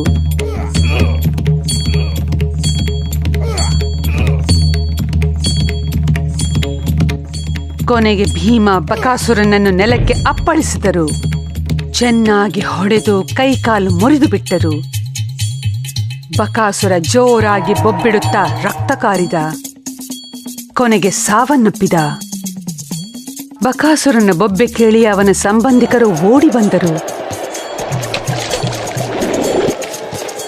ಈ ಭಯಾನಕ ದೃಶ್ಯ ಕಂಡು ಆಶ್ಚರ್ಯಗೊಂಡರು. ಎಲ್ಲ ರಾಕ್ಷಸರು ಗೊಂಬೆಗಳಂತೆ ನಿಂತಲ್ಲೇ ನಿಂತು ಬಿಟ್ಟರು. ಭೀಮ ಎಂದರು, ನಿಮ್ಮಲ್ಲಿ ಯಾರಾದರೂ ಮನುಷ್ಯನ ಹತ್ಯೆ ಮಾಡಿದರೆ ಬಕಾಸುರನ ಅವಸ್ಥೆಯಂತೆ ನಿಮ್ಮ ಅವಸ್ಥೆಯನ್ನು ಮಾಡುವೆ ಎಂದು ಭೀಮ ಗರ್ಜಿಸಲಾರಂಭಿಸಿದರು. ಆಗ ರಾಕ್ಷಸರು ರಕ್ತ ಮಾಂಸದ ಭಕ್ಷಣೆಯನ್ನು ಮಾಡೋದಿಲ್ಲ ಎಂಬ ಪ್ರತಿಜ್ಞೆ ಮಾಡಿ ಅರಣ್ಯದತ್ತ ಓಡಿ ಹೋದರು. ನಂತರ ಭೀಮ ಬಕಾಸುರನ ದೈತ್ಯಾಕಾರದ ಮೃತದೇಹವನ್ನು ಎಳೆಯುತ್ತಾ ತಂದು ಏಕಚಕ್ರ ನಗರದ ಪ್ರವೇಶ ದ್ವಾರದ ಬಳಿ ಇಟ್ಟರು. ನಂತರ ಮನೆಗೆ ಬಂದು ಮಲಗಿದರು. ಮರುದಿನ ಬಕಾಸುರನ ಶವ ಕಂಡು ನಗರದ ಜನರಿಗೆ ಆಶ್ಚರ್ಯವಾಯಿತು. ಎಲ್ಲೆಡೆಯಲ್ಲೂ ಸಂತಸ ಪಸರಿಸಿತು. ನಗರದ ಎಲ್ಲಾ ಜನರು ಬಕಾಸುರನ ಶವ ನೋಡಲು ಪ್ರವೇಶ ದ್ವಾರದ ಬಳಿ ನುಗ್ಗಿದರು. ಭೀಮ ಕೂಡ ಹೋಗಿ ಅವರೊಂದಿಗೆ ನಿಂತರು. ಜನರು ಯೋಚಿಸುತ್ತಲೇ ಇದ್ದರು, ಈ ಭಯಾನಕ ಬಕಾಸುರನನ್ನು ಯಾರು ಕೊಂದಿರಬಹುದು? ಆಗ ಭೀಮ ಎಂದರು, ನಿನ್ನೆ ಬೆಳಿಗ್ಗೆ ಓರ್ವ ದಿವ್ಯ ಪುರುಷನನ್ನು ನಾನು ಆ ದಿಕ್ಕಿಗೆ ಹೋಗುವುದನ್ನು ಕಂಡೆ. ಬಹುಶಃ ಅವನದ್ದೇ ಕೆಲಸವಾಗಿರಬೇಕು.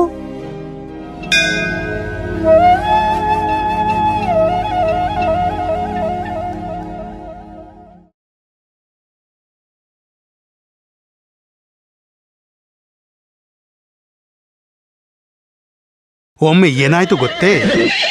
ದುರ್ಯೋಧನ, ದುಶ್ಯಾಸನ, ಕರ್ಣ ಮತ್ತು ಶಕುನಿ ಈ ಚಾಂಡಾಲರಾದ 4 ಒಂದು ಪಂದ್ಯ ಆಡಿದರು. ಕೌರವ ಸೇನೆ, ದಾಸದಾಸಿಯರು, ರಾಣಿಯರು ಎಲ್ಲರನ್ನು ಕರೆದುಕೊಂಡು ಅವರು ದೈತ್ಯವನಕ್ಕೆ ಬಂದರು. ಅಲ್ಲಿ ಅವರು ಬೇಟೆಯಾಡಿದರು. ನಂತರ ಸರೋವರದಲ್ಲಿ ಜಲಕ್ರೀಡೆಯಾಡುವ ಸಲಹೆ ನೀಡಿದ ದುರ್ಯೋಧನ. ಇದೇ ಸರೋವರದ ಬಳಿ ಪಾಂಡವರು ವಾಸಿಸುತ್ತಿದ್ದರು. ಇವರೆಲ್ಲ ಮೊದಲು ತಮ್ಮ ಸೇವಕರನ್ನು ಸರೋವರದಲ್ಲಿ ಕಳುಹಿಸಿದರು. ಸರೋವರದಲ್ಲಿ ಜಲಕ್ರೀಡೆಯಾಡಲು ಗಂಧರ್ವರಾಜ ಮತ್ತು ಚಿತ್ರಸೇನ ಮೊದಲೇ ಬಂದು ತಲುಪಿದ್ದರು.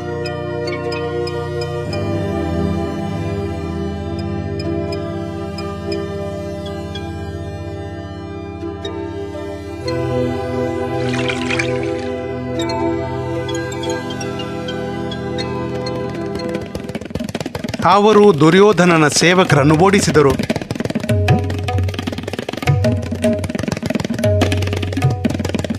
ಈ ವಿಷಯ ತಿಳಿಯುತ್ತಲೇ ದುರ್ಯೋಧನ ಸಿಟ್ಟಿಗೆದ್ದ. ಅವನು ಗಂಧರ್ವರೊಂದಿಗೆ ಯುದ್ಧಕ್ಕೆ ಆರಂಭಿಸಿದ.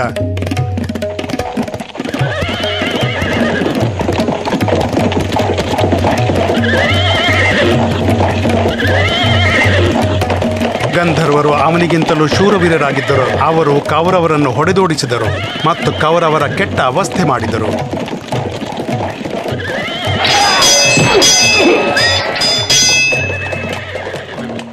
ಕೊನೆಗೆ ಚಿತ್ರಸೇನ, ದುರ್ಯೋಧನ ಮತ್ತು ಅನ್ಯ ಕೌರವರು ಮತ್ತವರ ಪತ್ನಿಯರನ್ನು ಬಂಧಿಸಿದರು ಮತ್ತು ವಿಜಯಘೋಷ ಮಾಡುತ್ತಾ ಹೊರಟರು.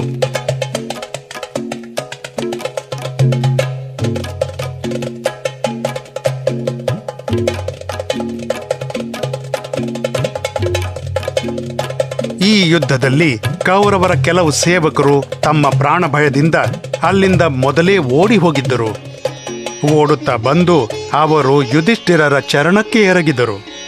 ಅವರಲ್ಲಿ ಹೇಳಿದರು, ಮಹಾರಾಜರೇ, ಚಿತ್ರಸೇನ ಮತ್ತು ಗಂಧರ್ವರು ದುರ್ಯೋಧನ, ಅವನ ಸಹೋದರ ಮತ್ತವರ ಪತ್ನಿಯರನ್ನು ಹಿಡಿದು ಬಿಟ್ಟಿದ್ದಾರೆ ಮತ್ತವರನ್ನು ಕೊಂಡೊಯ್ಯುತ್ತಿದ್ದಾರೆ.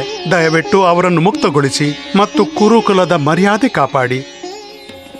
ಇದನ್ನು ಕೇಳಿದ ಭೀಮನಿಗೆ ಪರಮಾನಂದವಾಯಿತು. ಅವರೆಂದರು, ಆಹಾ, ಇದು ಒಳ್ಳೆದಾಯಿತು. ಒಳ್ಳೆ ಶಿಕ್ಷೆ ಸಿಕ್ಕಿದವರಿಗೆ. ನಮ್ಮನ್ನು ಗೇಲಿ ಮಾಡಲು ಬಂದಿದ್ದರಲ್ಲ, ನಮಗೆ ಅವರೊಂದಿಗೆ ಯುದ್ಧ ಮಾಡೋ ಅವಶ್ಯಕತೆನೇ ಉಳಿಲಿಲ್ಲ. ನಮ್ಮ ಕೆಲಸವನ್ನು ಗಂಧರ್ವರೇ ಮಾಡಿ ಮುಗಿಸಿದ್ರು. ವಾ ವಾ. ಆದರೆ ಯುಧಿಷ್ಠರಿಗೆ ಭೀಮರ ಈ ಮಾತು ಹಿಡಿಸಲಿಲ್ಲ. ಅವರೆಂದರು, ಶರಣಕ್ಕೆ ಬಂದವರಿಗೆ ರಕ್ಷಣೆ ನೀಡುವುದೇ ನಿಜವಾದ ಕ್ಷತ್ರಿಯನ ಧರ್ಮವಾಗಿದೆ. ಭೀಮ, ಒಂದು ಮಾತು ನೆನಪಿಡು. ಮನೆಯಲ್ಲಿ ನಮಗವರ ಜೊತೆ ಎಷ್ಟೇ ಮತಭೇದವಿರಲಿ, ಆದರೆ ಹೊರಗಿನವರ ಜೊತೆ, ಅಂದ್ರೆ ಹೊರಗಿನ ಶತ್ರುಗಳ ಜೊತೆ ಯುದ್ಧವಾದಾಗ ನಾವೆಲ್ಲ ಒಂದೇ. ಯುಧಿಷ್ಠರು ಭೀಮ ಮತ್ತು ಅರ್ಜುನನಿಗೆ ಕೌರವರನ್ನು ಮುಕ್ತಗೊಳಿಸುವ ಆಜ್ಞೆ ನೀಡಿದರು. ಅಣ್ಣನ ಆಜ್ಞೆಯಾಗುತ್ತಲೇ ಅರ್ಜುನ ತನ್ನ ಧನುಷ್ಯೆತ್ತಿದ. ಭೀಮ ಗದೆ ಎತ್ತಿ ಹೊರಟರು. ಗಂಧರ್ವರನ್ನು ಹಿಂಬಾಲಿಸಿ ಚಿತ್ರಸೇನನಲ್ಲಿದ್ದ ಕಡೆ ತಲುಪಿದರು. ಅರ್ಜುನನೆಂದ, ನಿನ್ನ ಸೆರೆ ಹಿಡಿದಿರುವ ನನ್ನ ಎಲ್ಲಾ ಸಹೋದರರನ್ನು ಬಿಡುಗಡೆ ಮಾಡು. ಆದರೆ ಚಿತ್ರಸೇನ ಒಪ್ಪಲು ತಯಾರಾಗಲಿಲ್ಲ. ಆಗ ಅವರು ಚಿತ್ರಸೇನನೊಂದಿಗೆ ಯುದ್ಧಕ್ಕೆ ಆರಂಭ ಮಾಡಿದರು. ಎಷ್ಟೋ ಗಂಧರ್ವರು ಮಡಿದರು.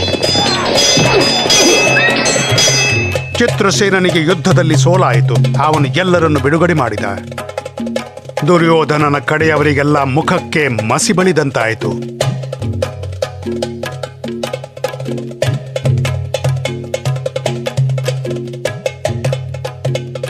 ದುರ್ಯೋಧನ ತಲೆ ತಗ್ಗಿಸಿ ನಿಂತು ಬಿಟ್ಟ. ಆದರೆ ಯುಧಿಷ್ಠಿರರು ಅವನಿಗೆ ಪ್ರೀತಿಯಿಂದ ಹೇಳಿದರು, ದುರ್ಯೋಧನ, ಇಂತಹ ಕೆಟ್ಟ ಕೆಲಸ ಮಾಡಬಾರದು. ಇದರಿಂದ ನಿನಗೆ ಸುಖ ದೊರೆಯದು. ನೀನು ಮತ್ತು ನಿನ್ನೆಲ್ಲ ಸಹೋದರರು ಈಗ ಮನೆಗೆ ಹಿಂತಿರುಗಿ. ಆಗಬೇಕಾದ್ದು ಆಗಿ ಹೋಯಿತು. ಅದಕ್ಕಾಗಿ ದುಃಖಿಸಬೇಡಿ. ನಾಚಿಕೆಯಿಂದ ನೀರಾದ ದುರ್ಯೋಧನ ಒಂದು ಮಾತನ್ನು ಆಡದೆ ಅಲ್ಲಿಂದ ಹೊರಟು ಹೋದ.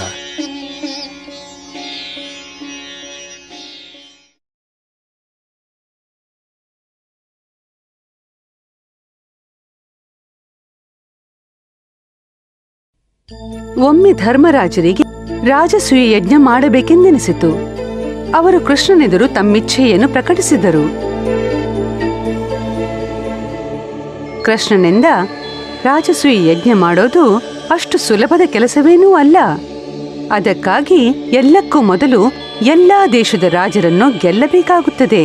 ಹೀಗೆ ಮಾಡೋದಕ್ಕೆ ಮೊದಲು ರಾಜಸೂಯ ಯಜ್ಞ ಮಾಡಲು ಸಾಧ್ಯವೇ ಇಲ್ಲ. ಆದರೆ ಇದರಲ್ಲೊಂದು ಸಂಕಟವಿದೆ.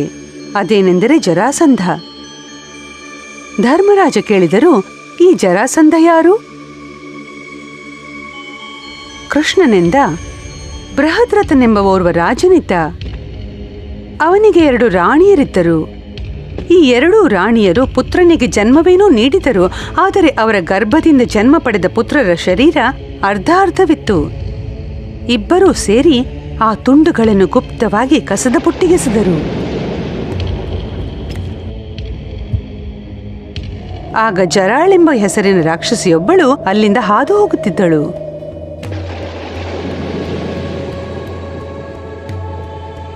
ಅವಳು ಈ 2 ತುಂಡುಗಳನ್ನು ಜೋಡಿಸಿದಳು. ಆಗ ಒಬ್ಬ ಬಾಲಕನ ನಿರ್ಮಾಣವಾಯಿತು. ಆ ಶಿಶು ಅಳಲಾರಂಭಿಸಿತು.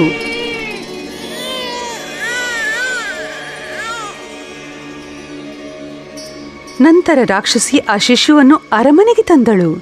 ಜರಾ ರಾಕ್ಷಸಿ ಈ ತುಂಡುಗಳನ್ನು ಜೋಡಿಸಿದ ಕಾರಣ ಈ ಬಾಲಕನ ಹೆಸರನ್ನು ಜರಾಸಂಧ ಎಂದು ಇಡಲಾಯಿತು. ಈ ಜರಾಸಂಧ ಕ್ರೂರಿ ಹಾಗೂ ದುಷ್ಟನಾಗಿದ್ದ.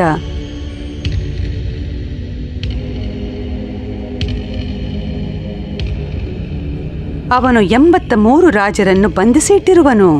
ಅವನು ಅವರನ್ನು ಪಶುವಿನಂತೆ ಇಟ್ಟಿದ್ದಾನೆ. ನೀರು ಕುಡಿಸಲು ಒಯ್ಯುತ್ತಾನೆ. ನೆನೆಸಿದ ಕಡಲೆಯನ್ನು ತಿನ್ನಲು ಕೊಡುತ್ತಾನೆ.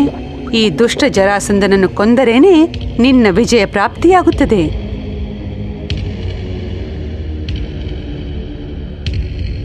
ನಂತರ ಶ್ರೀಕೃಷ್ಣ, ಅರ್ಜುನ, ಭೀಮ ಬ್ರಾಹ್ಮಣ ವೇಷ ಧರಿಸಿದರು. ಹಾಗೂ ಜರಾಸಂಧನ ಮಗಧ ದೇಶದತ್ತ ಹೊರಟರು. ಮಗಧ ದೇಶದ ರಾಜಧಾನಿಯ ಬಳಿ ತಲುಪಿದರು. ರಾಜಧಾನಿಯ ಬಳಿಯಲ್ಲೊಂದು ಜಯಸ್ತಂಭವಿತ್ತು. ಅವರು ಬೇಕಂತಲೇ ಆ ಜಯಸ್ತಂಭವನ್ನು ಖಂಡಿಸಿದರು.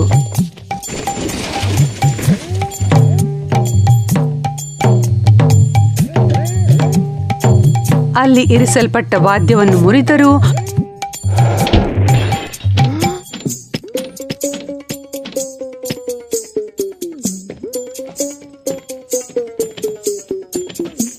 ತೋಟಗಾರನ ಕೈಯಲ್ಲಿದ್ದ ಹೂಹಾರಗಳನ್ನು ಕಸಿದುಕೊಂಡರು ಮತ್ತು ಅರಮನೆಗೆ ಹೊಕ್ಕರು.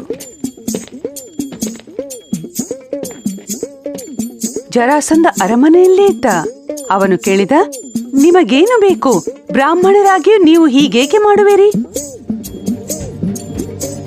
ಆಗ ಕೃಷ್ಣನಿಂದ, ನನ್ನ ಈ ಇಬ್ಬರೂ ಜೊತೆಗಾರರ ಮೌನವ್ರತವಿದ್ದ ಕಾರಣ ಅವರೇನೂ ಮಾತನಾಡಲಾರರು. ಆದ್ದರಿಂದ ನಾವು ರಾತ್ರಿಗೇನೆ ಮಾತನಾಡೋಣ. ಜರಾಸಂಧ ರಾತ್ರಿ ಅವರಿದ್ದಲ್ಲಿಗೆ ಹೋದ. ಆಗ ಕೃಷ್ಣ, ಅರ್ಜುನ ಹಾಗೂ ಭೀಮ ತಮ್ಮ ಬ್ರಾಹ್ಮಣ ವೇಷವನ್ನು ತ್ಯಜಿಸಿದ್ದರು. ಜರಾಸಂಧ ಕೂಡಲೇ ಕೃಷ್ಣನನ್ನು ಗುರುತಿಸಿದ. ಭೀಮ ಮತ್ತು ಅರ್ಜುನನ ಕೈಯಲ್ಲಿದ್ದ ಚಿಹ್ನೆ ಜರಾಸಂಧನ ಗಮನಕ್ಕೆ ಬಂತು.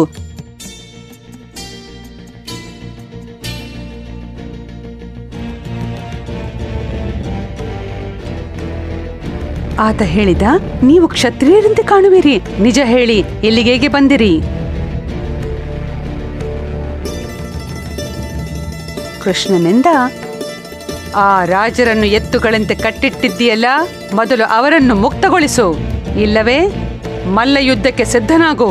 ಇದನ್ನು ಕೇಳಿದ ಜರಾಸಂಧ ಸಿಟ್ಟಿಗೆದ್ದು ಹೇಳಿದ, ಹೀಗಿದ್ದರೆ ನಾನು ನಿಮ್ಮನ್ನು ಕಟ್ಟಿ ಹಾಕುವೆನು. ಈ ರೀತಿ ನನ್ನ ರಾಜಸೂಯ ಯಜ್ಞೆಯು ಸಮಾಪ್ತವಾಗುವುದು. ಕೃಷ್ಣನಿಂದ, ನಮ್ಮನ್ನು ಕಟ್ಟಿ ಹಾಕುವ ಮೊದಲು ಮಲ್ಲ ಯುದ್ಧಕ್ಕೆ ಸಿದ್ಧನಾಗು. ಆಗ ಜರಾಸಂಧನಿಂದ, ಕೃಷ್ಣ, ನೀನು ಹಾಲು ಮಾರುವವನ ಮಗ, ನಿನ್ನಲ್ಲಿ ಮಲ್ಲಯುದ್ಧ ಆಡುವ ಪ್ರಶ್ನೆ ಬರುವುದಿಲ್ಲ. ಮತ್ತಿವ ಅರ್ಜುನ, ಈತ ಬರೇ ಧನುಷ್ಯ ಬಾಣ ಬಿಡುವವನು, ಇವನಲ್ಲೇನು ಮಲ್ಲಯುದ್ಧ ಮಾಡುವುದು?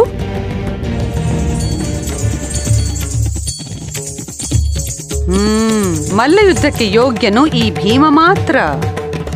ಹಾಗೆನ್ನುತ್ತಾ ಅವನು ಮುಂದೆ ಬಂದು ಭೀಮನ ಕತ್ತು ಹಿಡಿದು ಬಿಟ್ಟ ಮತ್ತು ಬಲಗೈಯನ್ನು ಕುತ್ತಿಗೆಗೆ ಹಾಕಿ ಹಲ್ಲು ಕಡಿಯುತ್ತಾ ಭೀಮನ ಎದೆಗೆ ಗುದ್ದಲಾರಂಭಿಸಿದ. ಕೃಷ್ಣನಿಂದ, ಭೀಮ, ನಿನ್ನ ಸಂರಕ್ಷಣೆಯನ್ನು ನೀನೇ ಮಾಡಿಕೋ. ಭೀಮನು ಕಣ್ಣಿನಿಂದ ಕಿಡಿಕಾರುತ್ತಾ ಜರಾಸಂಧನತ್ತ ನೋಡಿದರು. ಜರಾಸಂಧನ ಬಾಹುಪಾಶದಿಂದ ಮುಕ್ತನಾದ ಭೀಮ ಜರಾಸಂಧನನ್ನು ದೂಡಿಬಿಟ್ಟರು. ಜರಾಸಂಧ ನೆಲಕ್ಕೆರಗೋ ಮರದಂತೆ ನೆಲಕ್ಕುರುಳಿದರು.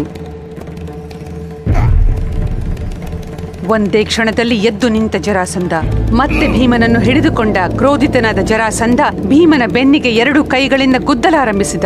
ತಲೆಯಿಂದ ಡಿಕ್ಕಿ ಹೊಡೆದ. ರಕ್ತದ ಪ್ರವಾಹ ಹರಿಯಿತು. ಒಬ್ಬರು ಇನ್ನೊಬ್ಬರ ಕೈಕಾಲು ಮುರಿಯುವುದರಲ್ಲಿ ತೊಡಗಿದರು. ಒಬ್ಬರು ಇನ್ನೊಬ್ಬರನ್ನು ಮೇಲೆತ್ತಿ ನೆಲಕ್ಕೆ ಅಪ್ಪಳಿಸುತ್ತಿದ್ದರು. ಜಗಳವಾಡುವ ಕೋಣದಂತೆ ಗರ್ಜಿಸುತ್ತಿದ್ದರು. 14 ದಿನಗಳವರೆಗೆ ಈ ಭಯಾನಕ ಮಲ್ಲ ಯುದ್ಧ ನಡೆಯಿತು.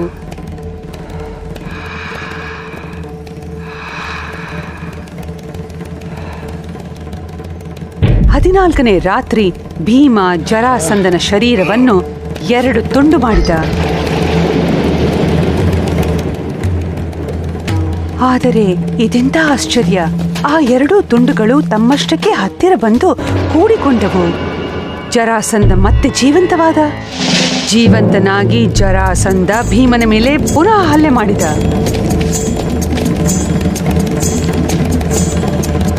ಆಗ ಕೃಷ್ಣ ಒಂದು ಭತ್ತದ ನೆಲ್ಲನ್ನು ತೆಗೆದುಕೊಂಡು ಸೀಳಿ 2 ತುಂಡು ಮಾಡಿದ. ನೆಲ್ಲಿನ ಬಲಗೈಯಲ್ಲಿದ್ದ ತುಂಡನ್ನು ಎಡಕ್ಕೂ, ಎಡಕೈಯಲ್ಲಿದ್ದ ತುಂಡನ್ನು ಬಲಕ್ಕೂ ಎಸೆದ. ಭೀಮನಿಗೆ ಕೃಷ್ಣನ ಸನ್ನೆ ಅರ್ಥವಾಯಿತು. ಅವರು ಮತ್ತೆ ಜರಾಸಂಧನ ಶರೀರದ 2 ತುಂಡು ಮಾಡಿದರು. ಈಗ ಮಾತ್ರ ಎಡಬದಿಯಲ್ಲಿದ್ದ ತುಂಡನ್ನು ಬಲಬದಿಗೂ, ಬಲಬದಿಯಲ್ಲಿದ್ದ ತುಂಡನ್ನು ಎಡಬದಿಗೂ ಹಾಕಿದರು. ಈ ಬಾರಿ 2 ತುಂಡುಗಳು ಒಟ್ಟಾಗಲಿಲ್ಲ. ಈ ರೀತಿ ಜರಾಸಂಧ ಸಾವನ್ನಪ್ಪಿದ. ಜರಾಸಂಧನ ಮೃತ್ಯುವಾಯಿತು. ಎಲ್ಲೆಡೆಯಲ್ಲೂ ಕೃಷ್ಣ, ಭೀಮ, ಅರ್ಜುನರ ಜಯಘೋಷವಾಯಿತು. ಎಲ್ಲ ರಾಜರನ್ನೂ ಜರಾಸಂಧನ ಬಂಧನದಿಂದ ಮುಕ್ತಗೊಳಿಸಲಾಯಿತು. ಹೀಗೆ ಜರಾಸಂಧನ ಕೊನೆಯಾಯಿತು ಮತ್ತು ಧರ್ಮರಾಜರ ರಾಜಸೂಯ ಯಜ್ಞ ನಿರ್ವಿಘ್ನತೆಯಿಂದ ನೆರವೇರಿತು.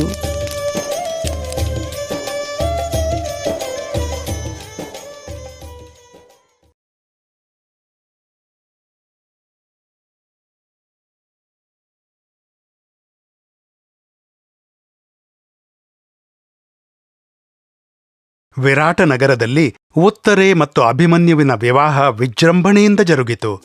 ಅದಕ್ಕಾಗಿ ಪೋಷಿರಾಜ, ಶೈಬ್ಯ, ದೃಪದ, ದ್ರೌಪದಿಯ ಪುತ್ರ, ದೃಷ್ಟಿದುಮ್ನ, ಶಿಖಂಡಿ, ದೇಶ ವಿದೇಶದ ಮಂತ್ರಿ ರಾಜರು, ಶ್ರೀಕೃಷ್ಣ, ಬಲರಾಮ ಮುಂತಾದ ಯಾದವ ಗಣದವರು ಉಪಸ್ಥಿತವಿದ್ದರು.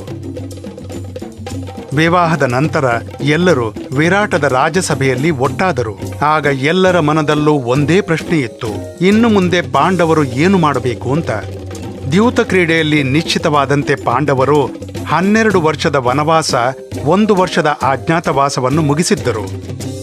ಆದುದರಿಂದ ಪಾಂಡವರ ರಾಜ್ಯವನ್ನು ಕೌರವರು ಹಿಂತಿರುಗಿಸಲೇಬೇಕು.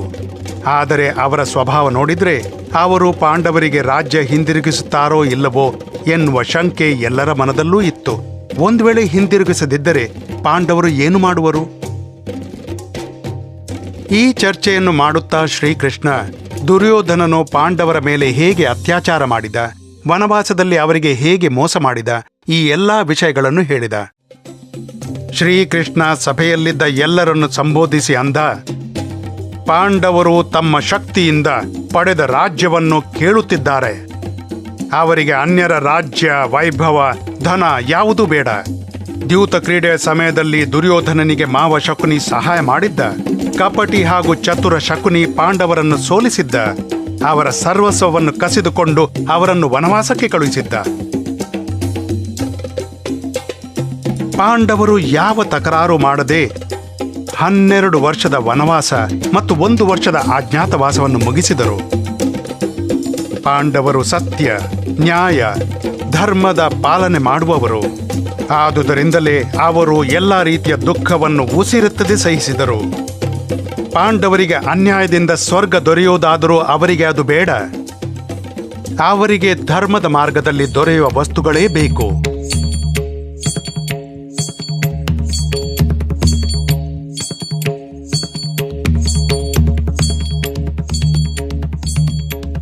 ಆದರೆ ದುರ್ಯೋಧನನ ಮನಸ್ಸಿನಲ್ಲಿ ಏನಿದೆ ಅಂತ ಗೊತ್ತಾಗುತ್ತಿಲ್ಲ. ಅವನು ಅಷ್ಟು ಸುಲಭವಾಗಿ ಪಾಂಡವರ ರಾಜ್ಯವನ್ನು ಹಿಂತಿರುಗಿಸುವ ಹಾಗೆ ಕಾಣಿಸುವುದಿಲ್ಲ.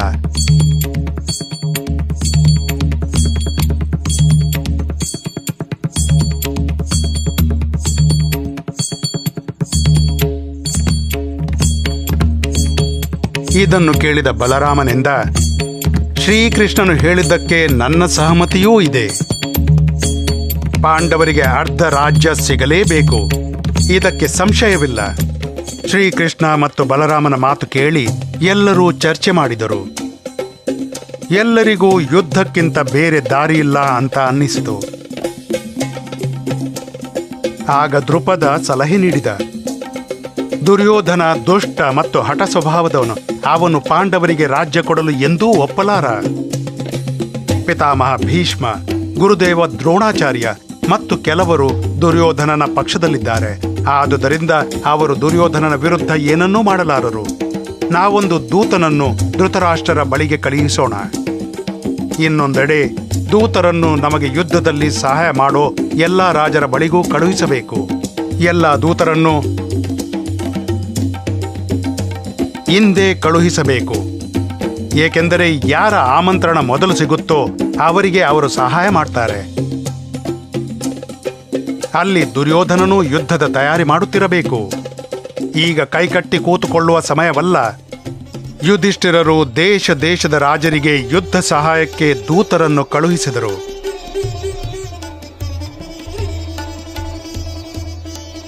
ದ್ರುಪದ ಕೂಡ ತನ್ನ ಪುರೋಹಿತರನ್ನು ದೂತನಂತೆ ಧೃತರಾಷ್ಟ್ರರ ಬಳಿ ಕಳುಹಿಸಿದರು. ಈ ಯುದ್ಧದಲ್ಲಿ ಶ್ರೀಕೃಷ್ಣನ ಸಹಾಯ ಕೇಳಲು ಅರ್ಜುನ ದ್ವಾರಿಕಾಕ್ಕೆ ಹೋದ.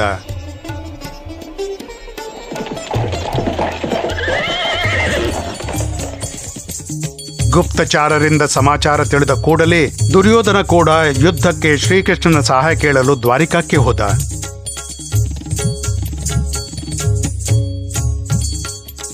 ಇಬ್ಬರು ಒಂದೇ ದಿನ ಒಂದೇ ಸಮಯ ತಲುಪಿದರು.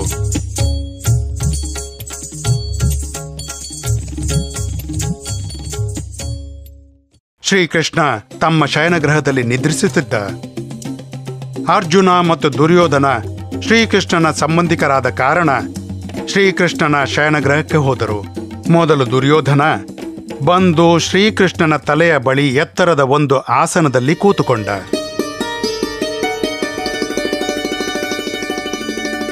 ಸ್ವಲ್ಪ ಸಮಯದ ನಂತರ ಬಂದ ಅರ್ಜುನ. ಅವನು ಶ್ರೀಕೃಷ್ಣನ ಚರಣಗಳ ಬಳಿ ಕೈ ಜೋಡಿಸಿ ಕೂತ. ಸ್ವಲ್ಪ ಸಮಯದ ನಂತರ ನಿದ್ದೆಯಿಂದೆದ್ದ ಶ್ರೀಕೃಷ್ಣ ಮೊದಲು ಅರ್ಜುನನನ್ನು ಕಂಡ, ನಂತರ ದುರ್ಯೋಧನನನ್ನು ಕಂಡ. ಶ್ರೀಕೃಷ್ಣ ಇಬ್ಬರನ್ನು ನಕ್ಕು ಸ್ವಾಗತಿಸಿದ. ಬಂದ ಕಾರಣ ಕೇಳಿದ. ಆಗ ದುರ್ಯೋಧನ ಹೇಳಿದ, ನಾವು ಕೌರವ ಪಾಂಡವರಲ್ಲಿ ಯುದ್ಧವಾಗಲಿದೆ. ಆ ಯುದ್ಧದಲ್ಲಿ ನಿಮ್ಮ ಸಹಾಯ ಕೇಳಲು ನಾವು ಬಂದಿರುವೆವು. ನಾನು ಮತ್ತು ಅರ್ಜುನ ಇಬ್ಬರೂ ನಿಮಗೆ ಸಂಬಂಧಿಕರಾಗಿರುವ ಕಾರಣ ನಮ್ಮಿಬ್ಬರಿಗೂ ನಿಮ್ಮಲ್ಲಿ ಸಹಾಯ ಕೇಳುವ ಅಧಿಕಾರವಿದೆ. ಆದರೆ ಸಹಾಯ ನೀಡುವವರು ಮೊದಲು ಬಂದವರಿಗೆ ಸಹಾಯ ಮಾಡ್ತಾರೆ. ನಾನು ಮೊದಲು ಬಂದಿರುವೆ, ಆದುದರಿಂದ ನೀವು ಈ ಯುದ್ಧದಲ್ಲಿ ನನಗೇ ಸಹಾಯ ಮಾಡಬೇಕು. ಇದನ್ನು ಕೇಳಿ ಶ್ರೀಕೃಷ್ಣ ನಕ್ಕು ಹೇಳಿದ, ದುರ್ಯೋಧನ, ನೀನನ್ನುವುದು ನಿಜ. ನೀನು ಮೊದಲು ಬಂದಿರಬಹುದು, ಆದರೆ ನಾನು ಮೊದಲು ನೋಡಿದ್ದು ಅರ್ಜುನನನ್ನು, ನಂತರ ನಿನ್ನನ್ನು. ಆದರೆ ನಾನು ನಿಮ್ಮಿಬ್ಬರಿಗೂ ಸಹಾಯ ಮಾಡುವೆ. ಆದರೆ ವಯಸ್ಸಿನಲ್ಲಿ ಅರ್ಜುನ ನಿನಗಿಂತ ಚಿಕ್ಕವನಾದ ಕಾರಣ ಮೊದಲ ಅವಕಾಶ ಅವನಿಗೇ ಸಿಗಬೇಕು. ನನ್ನ 10 ಲಕ್ಷ ನಾರಾಯಣಿ ಯಾದವ ಸೇನೆ ಒಂದು ಪಕ್ಷದಿಂದ ಯುದ್ಧ ಮಾಡುತ್ತೆ.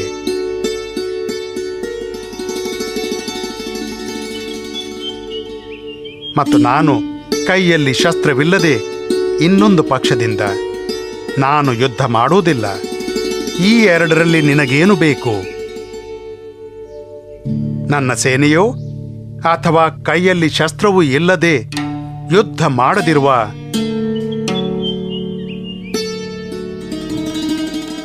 ನಾನು? ಏನು ಯೋಚಿಸದೆ ಅರ್ಜುನನೆಂದ, ಮಾಧವ, ನನಗೆ ನಿಮ್ಮದೇ ಅವಶ್ಯಕತೆ ಇದೆ. ದುರ್ಯೋಧನನಿಗೆ ಶ್ರೀಕೃಷ್ಣನ ಸೇನೆ ದೊರೆಯಿತು. ಅವನಿಗೆ ತುಂಬಾ ಆನಂದವಾಯಿತು. ಅರ್ಜುನನು ಯಾದವ ಸೇನೆಯನ್ನು ಕೇಳುತ್ತಿದ್ರೆ, ನಾನು ಕೈಯಲ್ಲಿ ಅಸ್ತ್ರವಿಲ್ಲದೆ ಯುದ್ಧ ಮಾಡದಿರುವ ಕೃಷ್ಣನನ್ನು ತಗೊಂಡು ಏನು ಮಾಡಬಹುದಿತ್ತು? ಆದರೆ ಅರ್ಜುನ ಮೂರ್ಖನೇ ಸರಿ. ಅವನು ನಿಶಸ್ತ್ರನಾದ ಕೃಷ್ಣನನ್ನು ಕೇಳಿದ. ನನಗೆ ಸೈನ್ಯ ದೊರೆಯಿತು. ನಾನು ಎಲ್ಲ ದೃಷ್ಟಿಯಿಂದ ಶ್ರೇಷ್ಠನು. ಇನ್ನು ವಿಜಯ ನಮ್ಮದೇ ಆಗುತ್ತೆ ಎಂದು ಯೋಚಿಸುತ್ತಾ ದುರ್ಯೋಧನ ಸಂತೋಷಭರಿತನಾದ. ದುರ್ಯೋಧನ ಹೊರಟು ಹೋದ ನಂತರ ಶ್ರೀಕೃಷ್ಣ ಅರ್ಜುನನನ್ನು ಕೇಳಿದ, ಪಾರ್ಥ, ನೀನು ನನ್ನ ಸೇನೆಯನ್ನು ಕೇಳದೆ ನನ್ನನ್ನೇ ಯಾಕೆ ಕೇಳಿದೆ? ಅರ್ಜುನ ಉತ್ತರಿಸಿದ, ಶ್ರೀಕೃಷ್ಣ, ನಿಮ್ಮ ಯಾದವ ಸೇನೆಯಿಂದ ನನಗೇನು ಲಾಭ? ಯಾಕೆಂದರೆ ಕೌರವ ಸೈನ್ಯದ ವಧೆ ಮಾಡಲು ನಾನೊಬ್ಬನೇ ಸಮರ್ಥನಾಗಿದ್ದೇನೆ. ಆದರೆ ಮಾಧವ, ಎಲ್ಲಿ ನೀವಿದ್ದೀರೋ ಅಲ್ಲಿಯೇ ಯಶ, ಕೀರ್ತಿ ಮತ್ತು ನೀತಿ ಇದೆ. ಅದಕ್ಕಾಗಿಯೇ ನಾನು ನಿಮ್ಮನ್ನು ಕೇಳಿದ್ದೇನೆ. ಯುದ್ಧದಲ್ಲಿ ನೀವು ನನ್ನ ಸಾರಥಿಯಾಗಬೇಕೆಂಬುದೇ ನನ್ನ ಇಚ್ಛೆಯಾಗಿತ್ತು. ಅದು ಈ ಯುದ್ಧದ ಮೂಲಕ ಪೂರ್ತಿಯಾಗತ್ತೆ. ಇದನ್ನು ಕೇಳಿದ ಶ್ರೀಕೃಷ್ಣನಿಗೆ ಪರಮಾನಂದವಾಯಿತು. ಅವನು ಪ್ರೀತಿಯಿಂದ ಅರ್ಜುನನನ್ನು ಆಲಂಗಿಸಿದ. ಶ್ರೀಕೃಷ್ಣನು ಅರ್ಜುನನಿಗೆ ಹೇಳಿದ, ಅರ್ಜುನ, ನಾನು ನಿನ್ನ ಸಾರಥಿಯಾಗುವೆ. ನಾನು ಖಂಡಿತ ನಿನ್ನ ಸಾರಥಿಯಾಗುವೆ.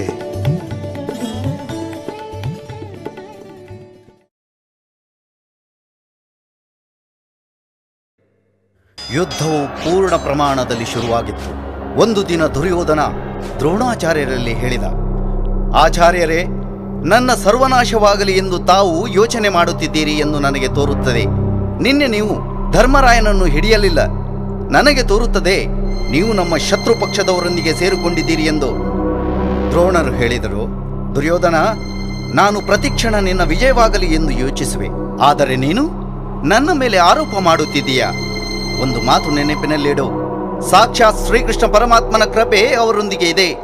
ಅವರನ್ನು ನಾಶ ಮಾಡುವುದು ಸುಲಭದ ಮಾತಲ್ಲ. ಆದರೂ ನಾನು ಇವತ್ತು ಚಕ್ರವ್ಯೂಹ ರಚಿಸಿ ಪಾಂಡವರ ಒಬ್ಬ ವೀರ ಪುರುಷನನ್ನು ವಧಿಸುವೆ. ನೋಡುತ್ತಾ ಇರು. ಆದರೆ ಒಂದು ನೆನಪಿರಲಿ, ಅರ್ಜುನನನ್ನು ಧರ್ಮರಾಯನಿಂದ ದೂರ ಮಾಡುವ ಅಗತ್ಯವಿದೆ ಎಂದು ಹೇಳಿ ದ್ರೋಣಾಚಾರ್ಯರು ಚಕ್ರವ್ಯೂಹ ರಚಿಸಲು ತೊಡಗಿದರು. ಅದೇ ಸಮಯ ಜಯದ್ರಥನ ಅರ್ಜುನನನ್ನು ಯುದ್ಧಕ್ಕೆ ಆಹ್ವಾನಿಸಿದ.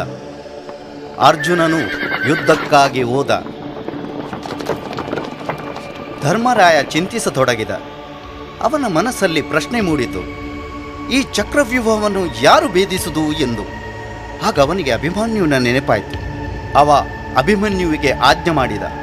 ನೀನು ಯುದ್ಧಕ್ಕೆ ಹೋಗು ಮತ್ತು ಆ ಚಕ್ರವ್ಯೂಹವನ್ನು ಭೇದಿಸು.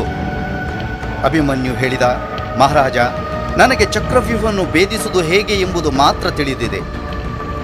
ಅದರಿಂದ ಹೊರಗೆ ಹೇಗೆ ಬರುವುದು ಎಂಬುದು ಗೊತ್ತಿಲ್ಲ. ಅದಕ್ಕೆ ಧರ್ಮರಾಜ ಅಂದ, ನೀನು ಚಕ್ರವ್ಯೂಹವನ್ನು ಭೇದಿಸುತ್ತಾ ಹೊರಗೆ ಹೋಗು. ನಾವು ನಿನ್ನ ಹಿಂದೆ ಹಿಂದೆ ಬಂದು ಶತ್ರುಗಳನ್ನು ನಾಶ ಮಾಡುತ್ತೇವೆ. ಇದನ್ನು ಕೇಳಿ ಅಭಿಮನ್ಯು ಅಭಿಮಾನದಿಂದ ಹೇಳಿದ, ಮಹಾರಾಜ, ನಾನು ಇವತ್ತೇ ಈ ಚಕ್ರವ್ಯೂಹವನ್ನು ಭೇದಿಸಿ ನಿಮ್ಮೆಲ್ಲರ ಚಿಂತೆಯನ್ನು ದೂರ ಮಾಡುತ್ತೇನೆ ಎಂದು ಹೇಳುತ್ತಾ ಅಭಿಮನ್ಯು ರಥವನ್ನು ಏರಿದ. ನಂತರ ಚಕ್ರವ್ಯೂಹದ ಬಳಿ ನಿಂತಿರುವ ದ್ರೋಣಾಚಾರ್ಯರ ಮೇಲೆ ಬಾಣಗಳಿಂದ ಪ್ರಹಾರ ಮಾಡತೊಡಗಿದ ಮತ್ತು ಯುದ್ಧ ಮಾಡುತ್ತಾ ಚಕ್ರವ್ಯೂಹವನ್ನು ಪ್ರವೇಶಿಸಿದ. ಪಾಂಡವರ ಸೈನಿಕರು ಅವನ ಹಿಂದಿನಿಂದ ಚಕ್ರವ್ಯೂಹ ಪ್ರವೇಶ ಮಾಡಿದರು. ಅಭಿಮನ್ಯು ಚಕ್ರವ್ಯೂಹ ಪ್ರವೇಶ ಮಾಡಿ ಭಯಂಕರವಾದ ಯುದ್ಧ ಮಾಡಲಾರಂಭಿಸಿದ. ಅವನ ಈ ಪರಾಕ್ರಮವನ್ನು ನೋಡಿ ಕೌರವರ ಸೈನ್ಯವು ಸ್ತಬ್ಧವಾಯಿತು. ಕೌರವ ಸೈನ್ಯದ ಒಬ್ಬೊಬ್ಬರನ್ನು ಯಮಲೋಕಕ್ಕೆ ತಳ್ಳಿದ. ಕೌರವ ಸೈನ್ಯವೆಲ್ಲ ಹೆದರಿ ರಣರಂಗ ಬಿಟ್ಟು ಓಡಲಾರಂಭಿಸಿದರು. ದುರ್ಯೋಧನ ಇದನ್ನೆಲ್ಲ ನೋಡಿ ದುಃಖಿತನಾದ. ನಂತರ ಸ್ವತಃ ಅಭಿಮನ್ಯುವಿನ ಮುಂದೆ ಬಂದ. ದುರ್ಯೋಧನನ ಸಹಾಯಕ್ಕಾಗಿ ದ್ರೋಣ, ಶಕುನಿ, ಶಲ್ಯ ಮತ್ತು ಕರ್ಣ ಮುಂದೆ ಬಂದರು. ಅವರನ್ನು ನೋಡಿ ಅಭಿಮನ್ಯು ಸಿಂಹದಂತೆ ಗರ್ಜಿಸಿದ. ಇದನ್ನು ನೋಡಿ ಎಲ್ಲರೂ ನಿಂತಲ್ಲೇ ನಿಂತರು. ಅಭಿಮನ್ಯುವಿನ ಪರಾಕ್ರಮವನ್ನು ನೋಡುತ್ತಲೇ ಇವರೆಲ್ಲ ಚಕಿತರಾದರು. ಅಭಿಮನ್ಯು ಅವರಿಗೆ ತನ್ನ ಪೌರುಷ ತೋರಿಸಲು ಬತ್ತಲಿಕೆಯಿಂದ ಒಂದು ಬಾಣವನ್ನು ತೆಗೆದ. ಅದನ್ನು ಕರ್ಣನ ಮೇಲೆ ಬಿಟ್ಟ. ಆ ಬಾಣ ಕರ್ಣನ ಕವಚವನ್ನು ಚೀರಿ ಭೂಮಿಯ ಹೊಳೆಗೆ ಹೋಗಿ ಬಿತ್ತು. ನಂತರ ಅಭಿಮನ್ಯು ಬಾಣಗಳ ಸುರಿಮಲೆಯನ್ನೇ ಬಿಟ್ಟ. ಇದನ್ನು ನೋಡಿ ಪ್ರತಿಯೊಬ್ಬರು ಮಂತ್ರಮುಗ್ಧರಾಗಿ ವಿಚಾರ ಮಾಡತೊಡಗಿದರು. ಇಷ್ಟು ಚಿಕ್ಕ ಬಾಲಕ ಬಾಣಗಳನ್ನು ಬತ್ತಳಿಕೆಯಿಂದ ತೆಗೆಯುವುದು ಯಾವಾಗ, ಬಿಡುವುದು ಯಾವಾಗ ಎಂಬುದು ತಿಳಿಯುವುದೇ ಇಲ್ಲವಲ್ಲ. ಅಭಿಮನ್ಯುವಿನ ಈ ಧೈರ್ಯ ಸಾಹಸವನ್ನು ನೋಡಿ ದ್ರೋಣಾಚಾರ್ಯರಿಗೆ ತಡೆಯಲಾಗದೆ ಅವರು ಕೃಪಾಚಾರ್ಯರ ಬಳಿ ಬಂದು ಅಭಿಮನ್ಯುವಿನ ಪ್ರಶಂಸೆ ಮಾಡತೊಡಗಿದರು. ಇದನ್ನು ದುರ್ಯೋಧನನು ಕೇಳಿದ. ಅವ ಭಯಂಕರ ಕ್ರೋಧಿತನಾದ. ನಂತರ ಹೇಳಿದ, ಮಿತ್ರರೇ, ಈ ಆಚಾರ್ಯರು ಪಾಂಡವರ ವಾತ್ಸಲ್ಯದಿಂದ ಅಭಿಮನ್ಯುವಿನ ರಕ್ಷಣೆ ಮಾಡುತ್ತಿದ್ದಾರೆ. ಹಾಗಾಗಿ ನಾವು ಇವರ ಮೇಲೆ ವಿಶ್ವಾಸ ಮಾಡದೆ ನಾವೆಲ್ಲರೂ ಒಟ್ಟಾಗಿ ಅಭಿಮನ್ಯುವಿನ ವಧೆ ಮಾಡುವ. ಇದನ್ನು ಕೇಳಿ ದುಶ್ಯಾಸನ ಹೇಳಿದ, ಮಹಾರಾಜ, ನೀವು ಚಿಂತಿಸಬೇಡಿ. ಈ ಬಾಲಕನ ಅತಿ ಆಯಿತು. ಇನ್ನು ನಾನೇ ಈ ಅಭಿಮನ್ಯುವಿಗೆ ಬುದ್ಧಿ ಕಲಿಸುವೆ ಎಂದು ಹೇಳುತ್ತಾ ಅಭಿಮನ್ಯುವನ್ನು ಹಿಡಿಯಲು ಧಾವಿಸಿದ. ದುಶ್ಯಾಸನ ಅವನ ಮೇಲೆ ಓಡಿ ಬರುವುದನ್ನು ನೋಡಿ ಅಭಿಮನ್ಯು ಕ್ರೋಧದಿಂದ ತನ್ನ ರಥದಿಂದ ಕೆಳಗೆ ಜಿಗಿದ. ದ್ರೌಪದಿಯ ಮಾನಭಂಗ ಮಾಡಿದವನು ನೀನೇ ಅಲ್ಲವೇ? ನಿಲ್ಲು ಪಾಪೆ, ನಿನ್ನ ಸರ್ವನಾಶ ಮಾಡುತ್ತೇನೆ ಎಂದು ಹೇಳಿ ಅವನ ಶರೀರದ ಮೇಲೆ ನಿರಂತರವಾಗಿ 25 ಬಾಣಗಳನ್ನು ಬಿಟ್ಟ. ಅದರಿಂದ ದುಶ್ಯಾಸನ ಪ್ರಜ್ಞೆ ತಪ್ಪಿ ಬಿದ್ದ. ನಂತರ ಮೆಲ್ಲನೆ ದ್ರೋಣಾಚಾರ್ಯ, ಕೃಪಾಚಾರ್ಯ, ಕರ್ಣ, ಅಶ್ವತ್ಥಾಮ, ಜಯದ್ರಥ, ಋತುಪರ್ಣರಂತಹ 6 ಮಹಾರಥಿಗಳು ಅಭಿಮನ್ಯುವನ್ನು ಮುತ್ತಿಗೆ ಹಾಕಿದರು. ಇದರಿಂದ ಅಭಿಮನ್ಯು ಸ್ವಲ್ಪವೂ ವಿಚಲಿತನಾಗಲಿಲ್ಲ. ಅಲ್ಲದೆ ಇದರಲ್ಲಿ ಕೆಲವು ಮಹಾರಥಿಯರನ್ನು ಗಾಯಗೊಳಿಸಿದ. ಇದನ್ನು ನೋಡಿ ಹೆಚ್ಚಿನ ಕೌರವ ಸೈನ್ಯವು ರಣರಂಗ ಬಿಟ್ಟು ಓಡಲಾರಂಭಿಸಿತು. ಜಯದ್ರಥನು ಸಮಸ್ತ ಪಾಂಡವ ಸೈನ್ಯರಲ್ಲಿ ಯುದ್ಧ ಮಾಡುವುದನ್ನು ನಿಲ್ಲಿಸಿ ಅಭಿಮನ್ಯುವಿನಲ್ಲಿ ಯುದ್ಧ ಮಾಡಲಾರಂಭಿಸಿದ. ಆದರೆ ಅಭಿಮನ್ಯು ಒಬ್ಬನೇ ಎಷ್ಟು ಸಮಯ ಅಂತ ಯುದ್ಧ ಮಾಡಿಯಾನು. ಮೆಲ್ಲನೆ ಕೌರವ ಸೈನ್ಯವು ಅಭಿಮನ್ಯುವನ್ನು ಮುತ್ತಿಗೆ ಹಾಕಿದವು. ಇದೇ ಸಮಯ ಕರ್ಣನು ದ್ರೋಣಾಚಾರ್ಯರಿಗೆ ಹೇಳಿದ, ಆಚಾರ್ಯರೇ, ಈ ವೀರ ಬಾಲಕ ಕೌರವ ಸೈನಿಕರನ್ನು ಮತ್ತು ಮಹಾವೀರರನ್ನು ಕೊಲ್ಲುತ್ತಿದ್ದಾನೆ. ಇವನನ್ನು ಕೊಲ್ಲುವ ಯಾವುದಾದರೂ ಉಪಾಯ ಹೇಳಿ. ಇದನ್ನು ಕೇಳಿ ದ್ರೋಣರು ಹೇಳಿದರು, ಕೇವಲ ಒಂದೇ ಉಪಾಯವಿದೆ. ನೀವು ಅವನನ್ನು ಶಸ್ತ್ರಹೀನನಾಗಿ ಮಾಡಿ ಕೊಂದು ಹಾಕಿ. ಇಲ್ಲದಿದ್ದರೆ ಅವನನ್ನು ದೇವತೆಗಳಿಂದಲೂ ಕೊಲ್ಲಲು ಸಾಧ್ಯವಿಲ್ಲ. ಕರ್ಣ ತಕ್ಷಣ ತನ್ನ ಬಾಣದಿಂದ ಅಭಿಮನ್ಯುವಿನ ಧನುಷ್ಯವನ್ನು ಕತ್ತರಿಸಿದ. ಅವನ ರಥದ ಕುದುರೆಗಳನ್ನು ಕೊಂದು ಹಾಕಿದ. ನಂತರ ಒಮ್ಮೆಲೆ ಕೃಪಾಚಾರ್ಯರು ಬಾಲಕ ಅಭಿಮನ್ಯುವಿನ ಮೇಲೆ ಆಕ್ರಮಣ ಮಾಡಿದರು. ಅಭಿಮನ್ಯು ಹರಿತವಾದ ಕತ್ತಿಯಿಂದ ಯುದ್ಧ ಮಾಡಿದ ಮತ್ತು ಶತ್ರು ಸೈನ್ಯವನ್ನು ಕೊಲ್ಲಲಾರಂಭಿಸಿದ. ದ್ರೋಣಾಚಾರ್ಯರು ಇದನ್ನು ನೋಡಿ ತನ್ನ ಬಾಣವನ್ನು ಅಭಿಮನ್ಯುವಿನ ಕತ್ತಿನ ಮೇಲೆ ಬಿಟ್ಟರು. ಆ ಬಾಣವು ಅವನ ಕತ್ತಿಯನ್ನು 2 ತುಂಡು ಮಾಡಿತು. ಕರ್ಣ ತನ್ನ ಬಾಣದಿಂದ ಅವನ ಕೈ ಭುಜವನ್ನೇ ಗಾಯಗೊಳಿಸಿದ. ಆದರೂ ಅಭಿಮನ್ಯು ರಥದ ಚಕ್ರವನ್ನು ಎತ್ತಿಕೊಂಡು ದ್ರೋಣಾಚಾರ್ಯರ ಮೇಲೆ ಆಕ್ರಮಣ ಮಾಡತೊಡಗಿದ. ಎಲ್ಲರೂ ಕೂಡಿ ಆ ಚಕ್ರವನ್ನು ಕತ್ತರಿಸಿ ಹಾಕಿದರು. ಈ ಸಮಯ ಅಭಿಮನ್ಯುವಿನ ಶರೀರದಿಂದ ರಕ್ತ ಹರಿಯತೊಡಗಿತು. ಪೂರ್ಣ ಶರೀರವು ರಕ್ತದಿಂದ ಕೆಂಪಾದವು. ನಂತರ ಅಭಿಮನ್ಯು ಕೈಯಿಂದ ಗದೆಯನ್ನು ಎತ್ತಿಕೊಂಡ ಅಶ್ವತ್ಥಾಮನ ಮೇಲೆ ಆಕ್ರಮಣ ಮಾಡತೊಡಗಿದ. ಭಯಂಕರವಾದ ಗದಾಯುದ್ಧವು ಶುರುವಾಯಿತು. ಅಶ್ವತ್ಥಾಮನಿಗೆ ತಾನು ಇನ್ನು ಬದುಕುವುದಿಲ್ಲ ಎಂಬ ಖಾತ್ರಿಯಾಯಿತು. ಅವ ರಣರಂಗ ಬಿಟ್ಟು ಓಡಲಾರಂಭಿಸಿದ. ನಂತರ ದುಶ್ಯಾಸನನ ಮಗ ಗದೆ ಹಿಡಿದುಕೊಂಡು ಮುಂದೆ ಬಂದ. ಅಭಿಮನ್ಯುವಿನ ಮೇಲೆ ಆಕ್ರಮಣ ಮಾಡಿದ. ಪಾಪ, ಅಭಿಮನ್ಯು ಮೊದಲೇ ಒಬ್ಬನೇ ಯುದ್ಧ ಮಾಡಿ ಸೋತಿದ್ದ. ಅವನಿಗೆ ಸರಿಯಾಗಿ ಗದೆಯನ್ನು ಪ್ರಯೋಗಿಸಲು ಆಗುತ್ತಿರಲಿಲ್ಲ. ಆದರೂ ತನ್ನ ಪೂರ್ಣ ಶಕ್ತಿಯನ್ನು ಉಪಯೋಗಿಸಿ ದುಶ್ಯಾಸನನ ಮಗನೊಂದಿಗೆ ಗದಾಯುದ್ಧವನ್ನು ಮಾಡಿದ. ಇಬ್ಬರು ಒಬ್ಬರ ಮೇಲೆ ಒಬ್ಬರು ಪ್ರಹಾರ ಮಾಡುತ್ತಾ ಪ್ರಜ್ಞೆ ತಪ್ಪಿ ಬಿದ್ದು ಬಿಟ್ಟರು.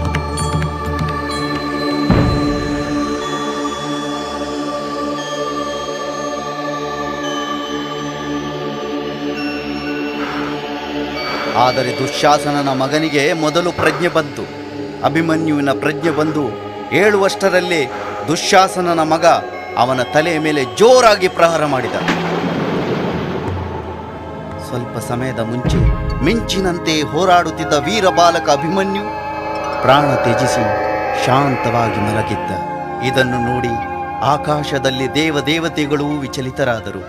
ಅವರು ಯೋಚನೆ ಮಾಡಿದರು, ದ್ರೋಣಾಚಾರ್ಯ ಮತ್ತು 6 ಮಹಾರಥಿಯರು ಕೂಡಿ ಒಬ್ಬ ಬಾಲಕನನ್ನು ಕೊಂದರಲ್ಲ, ಇದು ಬಹುದೊಡ್ಡ ಅಧರ್ಮದ ಕೆಲಸ. ಅಭಿಮನ್ಯುವಿನ ಮೃತ್ಯುವಿನಿಂದ ಪಾಂಡವರಿಗೆ ಸಹಿಸಲಾರದ ದುಃಖವಾಯಿತು. ಅಷ್ಟರಲ್ಲಿ ಸೂರ್ಯಾಸ್ತವಾಯಿತು. ಎರಡೂ ಸೈನ್ಯವು ತಮ್ಮ ತಮ್ಮ ಶಿಬಿರಗಳಿಗೆ ಹಿಂತಿರುಗಿದವು. ಯುದ್ಧ ವಿರಾಮವಾಯಿತು. ಅಭಿಮನ್ಯುವಿನ ಮೃತ್ಯುವಿನಿಂದ ಪಾಂಡವರ ಶಿಬಿರವು ಶೋಕದಿಂದ ತುಂಬಿಕೊಂಡಿತು. ಸ್ವಲ್ಪ ವೇಳೆಯ ನಂತರ ಅರ್ಜುನ ಬಂದರೆ ಅವನಿಗೆ ನಾವು ಈ ದುಃಖದ ಸಂಗತಿಯನ್ನು ಹೇಗೆ ಹೇಳಲಿ ಎಂದು ಎಲ್ಲರೂ ಚಿಂತಿಸತೊಡಗಿದರು. ಅದೇ ಸಮಯ ಯುದ್ಧರಂಗದಿಂದ ಅರ್ಜುನ ಹಿಂದೆ ಬಂದ.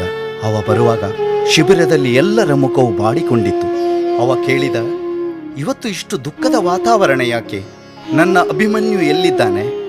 ನನಗೆ ಅವನನ್ನು ತೋರಿಸಿ, ಇಲ್ಲದಿದ್ದರೆ ನಾನು ನನ್ನ ಪ್ರಾಣ ತ್ಯಜಿಸುವೆ. ಯಾರಿಗೂ ಅರ್ಜುನನಿಗೆ ಉತ್ತರ ಕೊಡುವ ಧೈರ್ಯ ಬರಲಿಲ್ಲ. ನಂತರ ಧೈರ್ಯ ಮಾಡಿ ಧರ್ಮರಾಯ ತಗ್ಗಿದ ಸ್ವರದಲ್ಲಿ ನಡೆದ ಎಲ್ಲಾ ಕಥೆಯನ್ನು ಅರ್ಜುನನಿಗೆ ಹೇಳಿದ. ಇದನ್ನು ಕೇಳಿ ಅರ್ಜುನನಿಗೆ ಬಹಳ ದುಃಖವಾಯಿತು. ತನ್ನ ಮಗನ ಹತ್ಯೆ ಮಾಡಿದ ಆ ಪಾಪಿ ಜಯದ್ರಥನ ಮೇಲೆ ಕೋಪದಿಂದ ಗರ್ಜಿಸಿದ. ಹೇಳಿದ, ವೀರರೇ, ನಾನು ಪ್ರತಿಜ್ಞೆ ಮಾಡುತ್ತೇನೆ, ನಾಳೆ ಸೂರ್ಯಾಸ್ತವಾಗುವ ಮೊದಲು ನಾನು ಜಯದ್ರಥನನ್ನು ವಧಿಸದಿದ್ದರೆ ನನಗೆ ಬ್ರಹ್ಮ ಹತ್ಯೆಯ ಪಾಪ ತಗಲಲಿ, ನನ್ನ ಜೀವನ ನರಕವಾಗಲಿ. ನಾನು ಪ್ರತಿಜ್ಞೆ ಮಾಡುತ್ತೇನೆ, ನಾಳೆ ಸೂರ್ಯಾಸ್ತ ಆಗುವ ಮೊದಲೇ ಆ ಜಯದ್ರಥನನ್ನು ವಧಿಸುತ್ತೇನೆ, ಇಲ್ಲದಿದ್ದರೆ ಅಗ್ನಿಗೆ ತನ್ನನ್ನು ಸಮರ್ಪಿಸುತ್ತೇನೆ.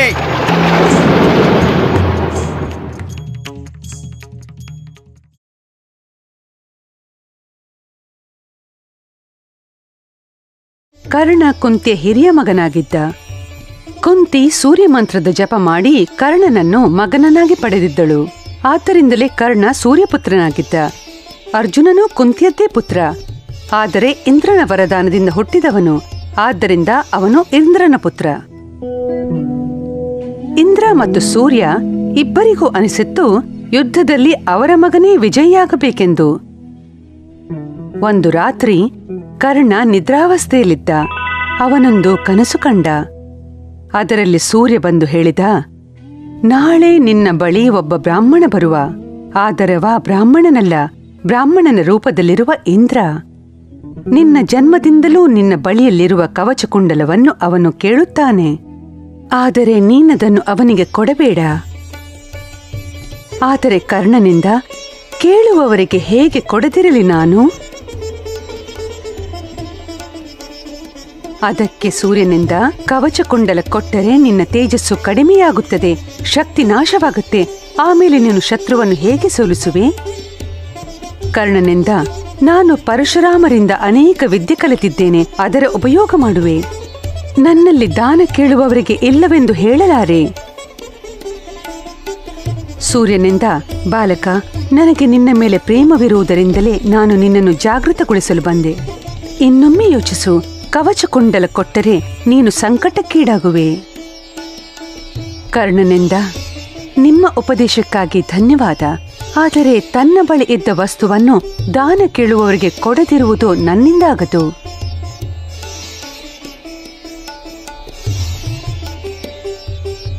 ಸೂರ್ಯನಿಗೆ ನಿರುತ್ತರನಾಗಬೇಕಾಯಿತು. ನಿನ್ನಿಚ್ಛೆಯಂತೆ ಮಾಡು ಅನ್ನುತ್ತಾ ಸೂರ್ಯ ಹೊರಟು ಹೋದ. ಕರ್ಣನ ನಿದ್ರೆ ಹಾರಿ ಹೋಯಿತು. ಕನಸು ಕೊನೆಯಾಯಿತು.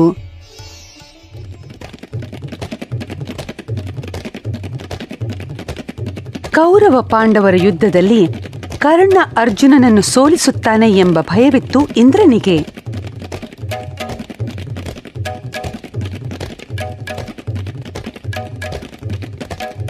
ಹಾಗಾಗಿ ಅವನಿಗೊಂದು ಉಪಾಯ ಹೊಳೆಯಿತು. ಇಂದ್ರನಿಗೆ ಕರ್ಣನ ಉದಾರ ಸ್ವಭಾವದ ಅರಿವಿತ್ತು. ಬ್ರಾಹ್ಮಣ ವೇಷಧಾರಿಯಾಗಿ ಇಂದ್ರ ಕರ್ಣನಲ್ಲಿಗೆ ಬಂದೇ ಬಿಟ್ಟ. ದ್ವಾರದಲ್ಲಿ ನಿಂತು, ಕರ್ಣ, ನನಗೆ ಭಿಕ್ಷೆಯ ಅವಶ್ಯಕತೆ ಇದೆ ಎಂದ. ಹೊರಗೆ ಬಂದ ಕರ್ಣ, ಎಂತಹ ಭಿಕ್ಷೆ ಬೇಕು ಮಹಾರಾಜ ಎಂದು ಕೇಳಿದ. ನಿಮಗೆ ಪುತ್ರನ ಯಶಸ್ಸಿಗೆ 100 ಸ್ವರ್ಣಮುದ್ರೆ ಕೊಡಲೆ, ಅಥವಾ ಪುತ್ರಿಯ ವಿವಾಹಕ್ಕೆ 1000 ಸ್ವರ್ಣಮುದ್ರೆ ಕೊಡಲೆ, ಅಥವಾ ಗೋವುಗಳನ್ನು ಕೊಡಲೆ? ಕರ್ಣನ ಪ್ರಶ್ನೆ ಕೇಳಿದ ಕಪಟವಾದಿ ಇಂದ್ರನಿಂದ, ನನಗೆ ಬೇರ್ಯಾವ ಭಿಕ್ಷೆಯೂ ಬೇಡ. ನಿನ್ನ ಜನ್ಮದಿಂದಲೂ ನಿನ್ನ ಬಳಿ ಇರುವ ಕವಚ ಕೊಂಡಲ ಇದೆಯಲ್ಲ, ಅದನ್ನೇ ನನಗೆ ಕೊಡು. ಕರ್ಣನಿಗೆ ಕನಸಿನ ಮಾತು ನೆನಪಾಯಿತು. ಸೂರ್ಯ ದೇವನಂದಂತೆಯೇ ಒಬ್ಬ ಬ್ರಾಹ್ಮಣ ಅವನ ಬಾಗಿಲಿಗೆ ಬಂದಿದ್ದ ಮತ್ತು ಕವಚಕುಂಡಲವನ್ನು ಕೇಳುತ್ತಿದ್ದ. ಈ ಬ್ರಾಹ್ಮಣ ಅಂದರೆ ಸ್ವಯಂ ಇಂದ್ರದೇವ. ಕರ್ಣನು ಬ್ರಾಹ್ಮಣ ವೇಷದಲ್ಲಿದ್ದ ಇಂದ್ರನಿಗೆ ಕೈಜೋಡಿಸಿ ಅಂದ, ನನ್ನ ಕವಚಕುಂಡಲದಿಂದ ನಿಮಗೇನು ಲಾಭ? ಬೇಕಿದ್ದರೆ ಇಡೀ ಪೃಥ್ವಿಯನ್ನೇ ಜಯಿಸಿ ನಾನು ನಿಮಗೆ ಅರ್ಪಿಸುತ್ತೇನೆ. ಸರಿಯೇ? ಇಂದ್ರನಂದ, ಬೇಡ ಬೇಡ, ನನಗೆ ಪೃಥ್ವಿಯ ಅವಶ್ಯಕತೆಯೇ ಇಲ್ಲ. ನನಗೆ ಕೇವಲ ನಿನ್ನ ಕವಚಕುಂಡಲ ಬೇಕು. ಕೊಡುತ್ತೀಯಾ? ಅಂತ ದಾನಶೂರನೇನು ನೀನು? ಕರ್ಣ ಒಮ್ಮೆ ಇಂದ್ರದೇವನ ಕಣ್ಣಲ್ಲಿ ಕಣ್ಣಿಟ್ಟು ನೋಡಿದ ಮತ್ತಂದ, ನೀವು ಇಂದ್ರದೇವ, ನೀವು ನನ್ನಲ್ಲಿ ನನ್ನ ಕರ್ಣಕುಂಡಲವನ್ನು ಯಾಚಿಸಿದಿರಿ. ನಾನು ಧನ್ಯನಾದೆ, ತೆಗೆದುಕೊಳ್ಳಿ.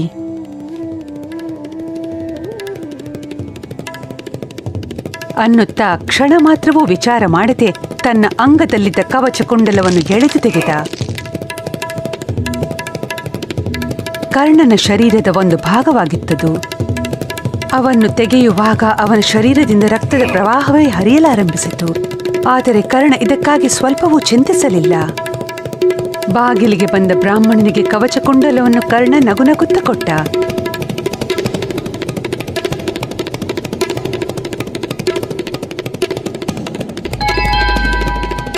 ಇಂದ್ರನಿಗೂ ಆಶ್ಚರ್ಯವಾಯಿತು. ಅವನೆಂದ, ಸೂರ್ಯ ಕನಸಿನಲ್ಲಿ ಬಂದು ಎಲ್ಲವನ್ನೂ ತಿಳಿಸಿದ್ದ. ಆದರೂ ಕವಚಕುಂಡಲ ಕೊಡಲು ನೀನು ಸ್ವಲ್ಪವೂ ಹಿಂಜರಿಯಲಿಲ್ಲ. ಧನ್ಯ ನೀನು. ದಾನಶೂರ ಕರ್ಣನೆಂಬ ನಿನ್ನ ಹೆಸರು 3 ಲೋಕಗಳಲ್ಲಿ ಪ್ರಸಿದ್ಧಿಯಾಗಲಿ. ಕವಚಕುಂಡಲ ತೆಗೆಯುವಾಗ ನಿನ್ನ ಶರೀರದಲ್ಲಾದ ಗಾಯ, ಆ ಗಾಯ ನಿನ್ನ ಶರೀರದಿಂದ ಮಾಯವಾಗಲಿ. ನಾನು ನಿನಗೆ ವಾಸವಿ ಹೆಸರಿನ ಶಕ್ತಿ ಪ್ರದಾನ ಮಾಡುವೆ. ಅದನ್ನು ನೀನು ಯುದ್ಧದಲ್ಲಿ ಯಾವುದೇ ಯೋಧನ ಮೇಲೆ ಪ್ರಯೋಗಿಸಬಹುದು. ನಿನಗೆ ಇನ್ನೇನು ಬೇಕೋ ಅದನ್ನು ಕೇಳು, ಕೊಡುವೆ ನಾನು.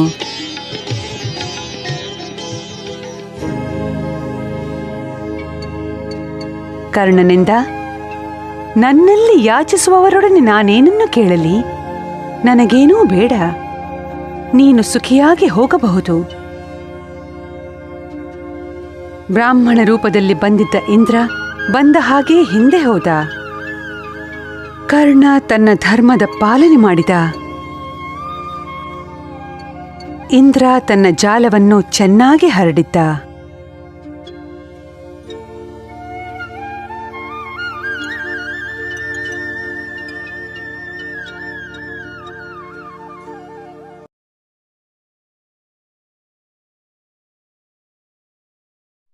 ಯುದ್ಧದ 17ನೇ ದಿನ ಶ್ರೀಕೃಷ್ಣನು ಅರ್ಜುನನಿಗೆ ಹೇಳಿದ, ಪಾರ್ಥ, ಕರ್ಣನೇ ಈ ಸರ್ವ ಅನರ್ಥಕ್ಕೆ ಮೂಲ ಕಾರಣ. ಕರ್ಣನ ವಧೆ ನಿನ್ನಿಂದಲ್ಲದೆ ಮತ್ತೆ ಯಾರಿಂದಲೂ ಅಸಾಧ್ಯ. ಹೀಗೆ ಹೇಳಿ ಶ್ರೀಕೃಷ್ಣನು ಅರ್ಜುನನ ರಥವನ್ನು ಕರ್ಣನ ಕಡೆಗೆ ತಿರುಗಿಸಿದ. ಕರ್ಣ ಮತ್ತು ಅರ್ಜುನ ಎದುರೆದುರಾದ ನಂತರ ಒಬ್ಬರ ಮೇಲೆ ಒಬ್ಬರು ಪ್ರಚಂಡವಾಗಿ ಬಾಣಗಳಿಂದ ಪ್ರಹಾರ ಮಾಡತೊಡಗಿದರು. ಕೌರವನು ಕರ್ಣನಿಗೆ ಅರ್ಜುನನ ವಧೆ ಮಾಡಲು ಹೇಳುತ್ತಿದ್ದ. ಇದನ್ನು ಕೇಳಿದ ಭೀಮನು ಕೋಪದಿಂದ ಹೇಳಿದ, ಅರ್ಜುನ, ನೋಡುವುದೇನು? ಸಮಯ ವ್ಯರ್ಥ ಮಾಡಬೇಡ, ಆ ಪಾಪಿ ಕರ್ಣನನ್ನು ವಧಿಸು. ಅರ್ಜುನ ಹೇಳಿದ, ಕೃಷ್ಣ, ನಾನು ವಿಶ್ವ ಕಲ್ಯಾಣಕ್ಕಾಗಿ ಹಾಗೂ ಕರ್ಣನನ್ನು ವಧಿಸಲು ಬ್ರಹ್ಮಾಸ್ತ್ರ ಪ್ರಯೋಗಿಸುತ್ತೇನೆ. ನೀವು ನನಗೆ ಅನುಮತಿ ಕೊಡಿ. ಶ್ರೀಕೃಷ್ಣ ಹೇಳಿದ, ಮತ್ತೆ ಯಾಕೆ ತಡ ಮಾಡುತ್ತಿರುವೆಯಾ? ನನ್ನ ಆಶೀರ್ವಾದ ಸದಾ ನಿನಗೆ ಇದೆ. ನೀನು ಶೀಘ್ರವೇ ಅವನನ್ನು ಕೊಲ್ಲು. ಮತ್ತೇನು? ಕೃಷ್ಣನ ಆಜ್ಞೆ ಸಿಕ್ಕಿದ ಕೂಡಲೇ ಅರ್ಜುನ ಬ್ರಹ್ಮಾಸ್ತ್ರ ಸಿದ್ಧ ಮಾಡಿದ. ಪುನಃ ಅವರಿಬ್ಬರ ನಡುವೆ ಘನಘೋರವಾದ ಯುದ್ಧ ಆರಂಭವಾಯಿತು. ಕರ್ಣ ಬ್ರಹ್ಮಾಸ್ತ್ರವನ್ನು ಬಿಟ್ಟರೆ ಅರ್ಜುನ ಇಂದ್ರಾಸ್ತ್ರ ಬಿಟ್ಟು ಕರ್ಣನ ಶಕ್ತಿಯನ್ನು ಎದುರಿಸುತ್ತಿದ್ದ. ನಂತರ ಅರ್ಜುನ ಕರ್ಣನ ಮೇಲೆ ಬಾಣಗಳ ಸುರಿಮಲೆಯನ್ನೇ ಬಿಟ್ಟು ಕರ್ಣನ ಶರೀರವನ್ನು ಗಾಯಗೊಳಿಸಿದ. ಕರ್ಣಗೆ ತನ್ನ ಭವಿಷ್ಯ ಅಂಧಕಾರದಲ್ಲಿ ಇದೆ ಎಂಬುದು ತಿಳಿಯಿತು. ಅವನ ಬಿಲ್ಲಿನ ದಾರವು ಸಡಿಲವಾಯಿತು. ಅರ್ಜುನನ ತೀವ್ರವಾದ ಬಾಣಗಳ ಪ್ರಹಾರದಿಂದ ಕರ್ಣನು ಪ್ರಜ್ಞೆ ತಪ್ಪಿ ಬಿದ್ದ. ಅರ್ಜುನ ತನ್ನ ಬಿಲ್ಲನ್ನು ಕೆಳಗಿಟ್ಟ. ಇದನ್ನು ನೋಡಿ ಶ್ರೀಕೃಷ್ಣನು ಅರ್ಜುನನಿಗೆ ಹೇಳಿದ, ಪಾರ್ಥ, ಶತ್ರುವಿನ ಮೇಲೆ ಎಂದೂ ದಯ ತೋರಬೇಡ. ಹಾಗೆ ಮಾಡಿದರೆ ನಿನ್ನದೇ ದುರ್ದಶೆ ಆಗಬಹುದು. ಅವನಿಗೆ ಪ್ರಜ್ಞೆ ಬರುವ ಮೊದಲೇ ಅವನನ್ನು ಕೊಲ್ಲು. ಅಷ್ಟರಲ್ಲಿ ಕರ್ಣನಿಗೆ ಪ್ರಜ್ಞೆ ಬಂತು. ಪರಶುರಾಮರು ಕಳಿಸಿಕೊಟ್ಟಿರುವ ಶಸ್ತ್ರ ಮಂತ್ರವನ್ನು ಯೋಚಿಸತೊಡಗಿದ. ಆದರೆ ಅರ್ಜುನನಿಗೆ ಆ ಮಂತ್ರದ ನೆನಪಾಗಲಿಲ್ಲ. ಅಷ್ಟರಲ್ಲಿ ಭೂಮಿ ಹಲ್ಲಾಡಿತು. ಕರ್ಣನ ರಥದ ಚಕ್ರವು ಒಂದು ಹೊಂಡದೊಳಗೆ ಹೋಗಿ ಸಿಕ್ಕಿಕೊಂಡಿತು. ಕರ್ಣ ರಥದಿಂದ ಜಿಗಿದ ಮತ್ತು ರಥದ ಚಕ್ರವನ್ನು ಎತ್ತಲಾರಂಭಿಸಿದ. ಆದರೆ ಅರ್ಜುನ ಅವನ ಮೇಲೆ ಬಿಲ್ಲು ಪ್ರಯೋಗಿಸುವುದನ್ನು ನಿಲ್ಲಿಸಲಿಲ್ಲ.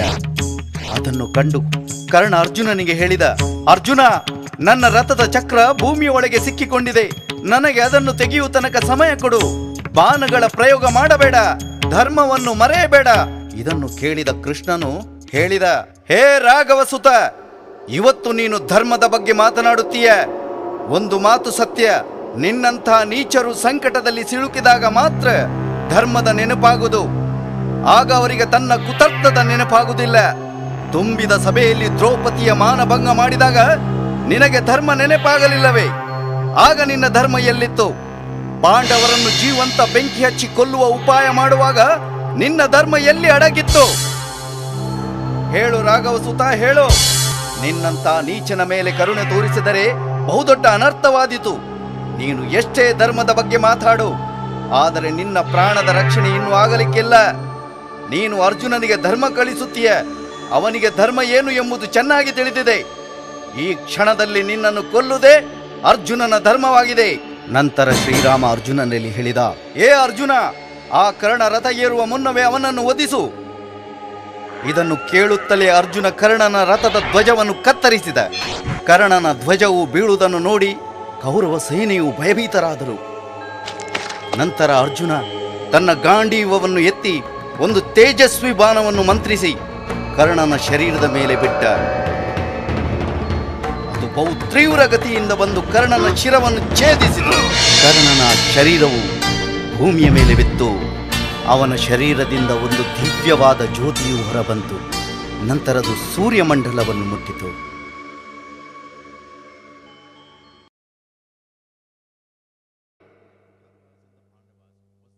ಕುರುಕ್ಷೇತ್ರದಲ್ಲಿ ಕೌರವ ಮತ್ತು ಪಾಂಡವರ ಸೈನ್ಯವು ಸೇರಿದೆ. ಕೌರವರ 18 ಅಶ್ವಿನಿ ಸೈನ್ಯ ಮತ್ತು ಪಾಂಡವರ 7 ಅಶ್ವಿನಿ ಸೈನ್ಯ. ಕೌರವರ ಸೇನಾಪತಿ ಭೀಷ್ಮವಾದರೆ ಪಾಂಡವರ ಸೇನಾಪತಿ ಧರ್ಮರಾಜ. ಕೌರವರಲ್ಲಿ ದುರ್ಯೋಧನ, ದುಶ್ಯಾಸನ, ಕರ್ಣ, ದ್ರೋಣ, ಜಯದೇವನಂತ ಅನೇಕ ವೀರರು.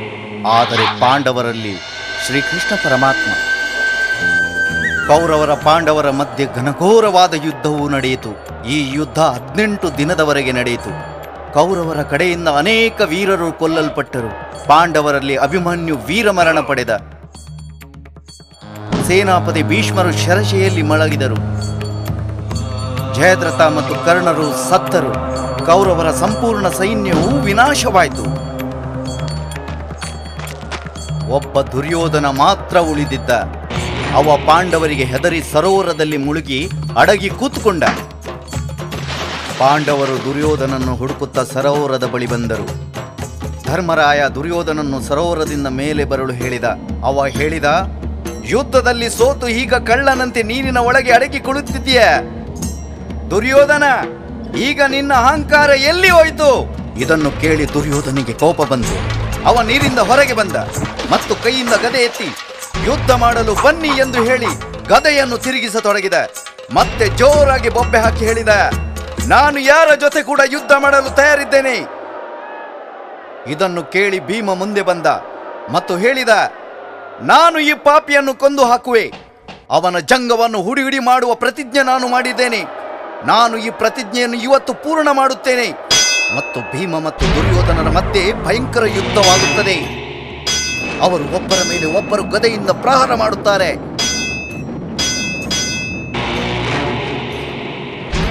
ಭೀಮನ ಹೊಡೆತದಿಂದ ಬಿದ್ದ ದುರ್ಯೋಧನ ಹಾರಿ ಎದ್ದು ನಿಲ್ಲುವನು. ಅವ ಭೀಮನ ಮೇಲೆ ಗದೆಯಿಂದ ಹಾರಿ ಪ್ರಹಾರ ಮಾಡುತ್ತಾನೆ. ಅದೇ ಸಮಯ ಭೀಮ ದುರ್ಯೋಧನನ ಎಡಗಾಲಿನ ಜಂಗೆಯ ಮೇಲೆ ಗದೆಯಿಂದ ಹೊಡೆಯುತ್ತಾನೆ. ದುರ್ಯೋಧನನ ಜಂಗೆ ಹುಡಿ ಹುಡಿಯಾಗುತ್ತದೆ. ನಂತರ ಅವ ಭೂಮಿಯ ಮೇಲೆ ಬೀಳುತ್ತಾನೆ. ಭೀಮನ ತನ್ನ ಪ್ರತಿಜ್ಞೆ ಪೂರ್ಣ ಮಾಡುತ್ತಾನೆ. ಭೀಮನು ಪ್ರಚಂಡವಾಗಿ ಗರ್ಜಿಸುತ್ತಾ ಹೇಳುತ್ತಾನೆ, ತುಂಬಿದ ಸಭೆಯಲ್ಲಿ ದ್ರೌಪದಿಯನ್ನು ತನ್ನ ತೊಡೆಯ ಮೇಲೆ ಕೂರಲು ಹೇಳುತ್ತೀಯ ಪಾಪಿ, ನಾನು ಆ ಸೇಡನ್ನು ಇಂದು ತೀರಿಸಿದೆ.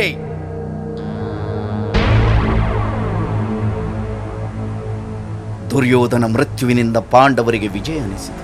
ಪಾಂಡವರೆಲ್ಲರೂ ತಮ್ಮ ರಾಜ್ಯ ಹಸ್ತಿನಾಪುರಕ್ಕೆ ಹೋದರು.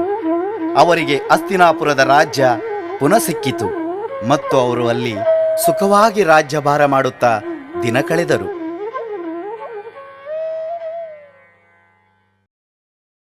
ಯದಾ ಯದಾ ಹಿ ಧರ್ಮಸ್ಯ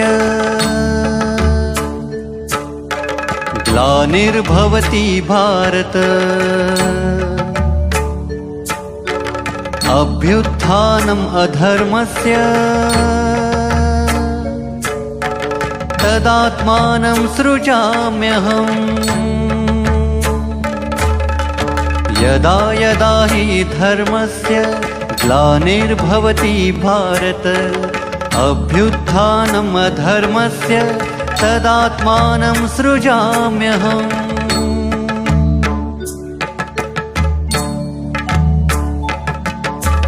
ಪರಿತ್ರಾಣಾಯ ಸಾಧೂನಾಂ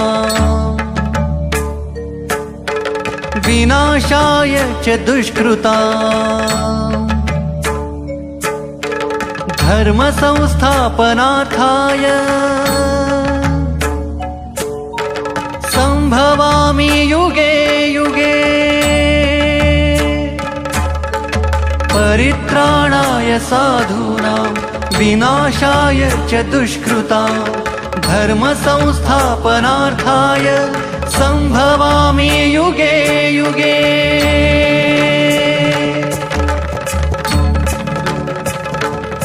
महाभारत महाभारत महाभारत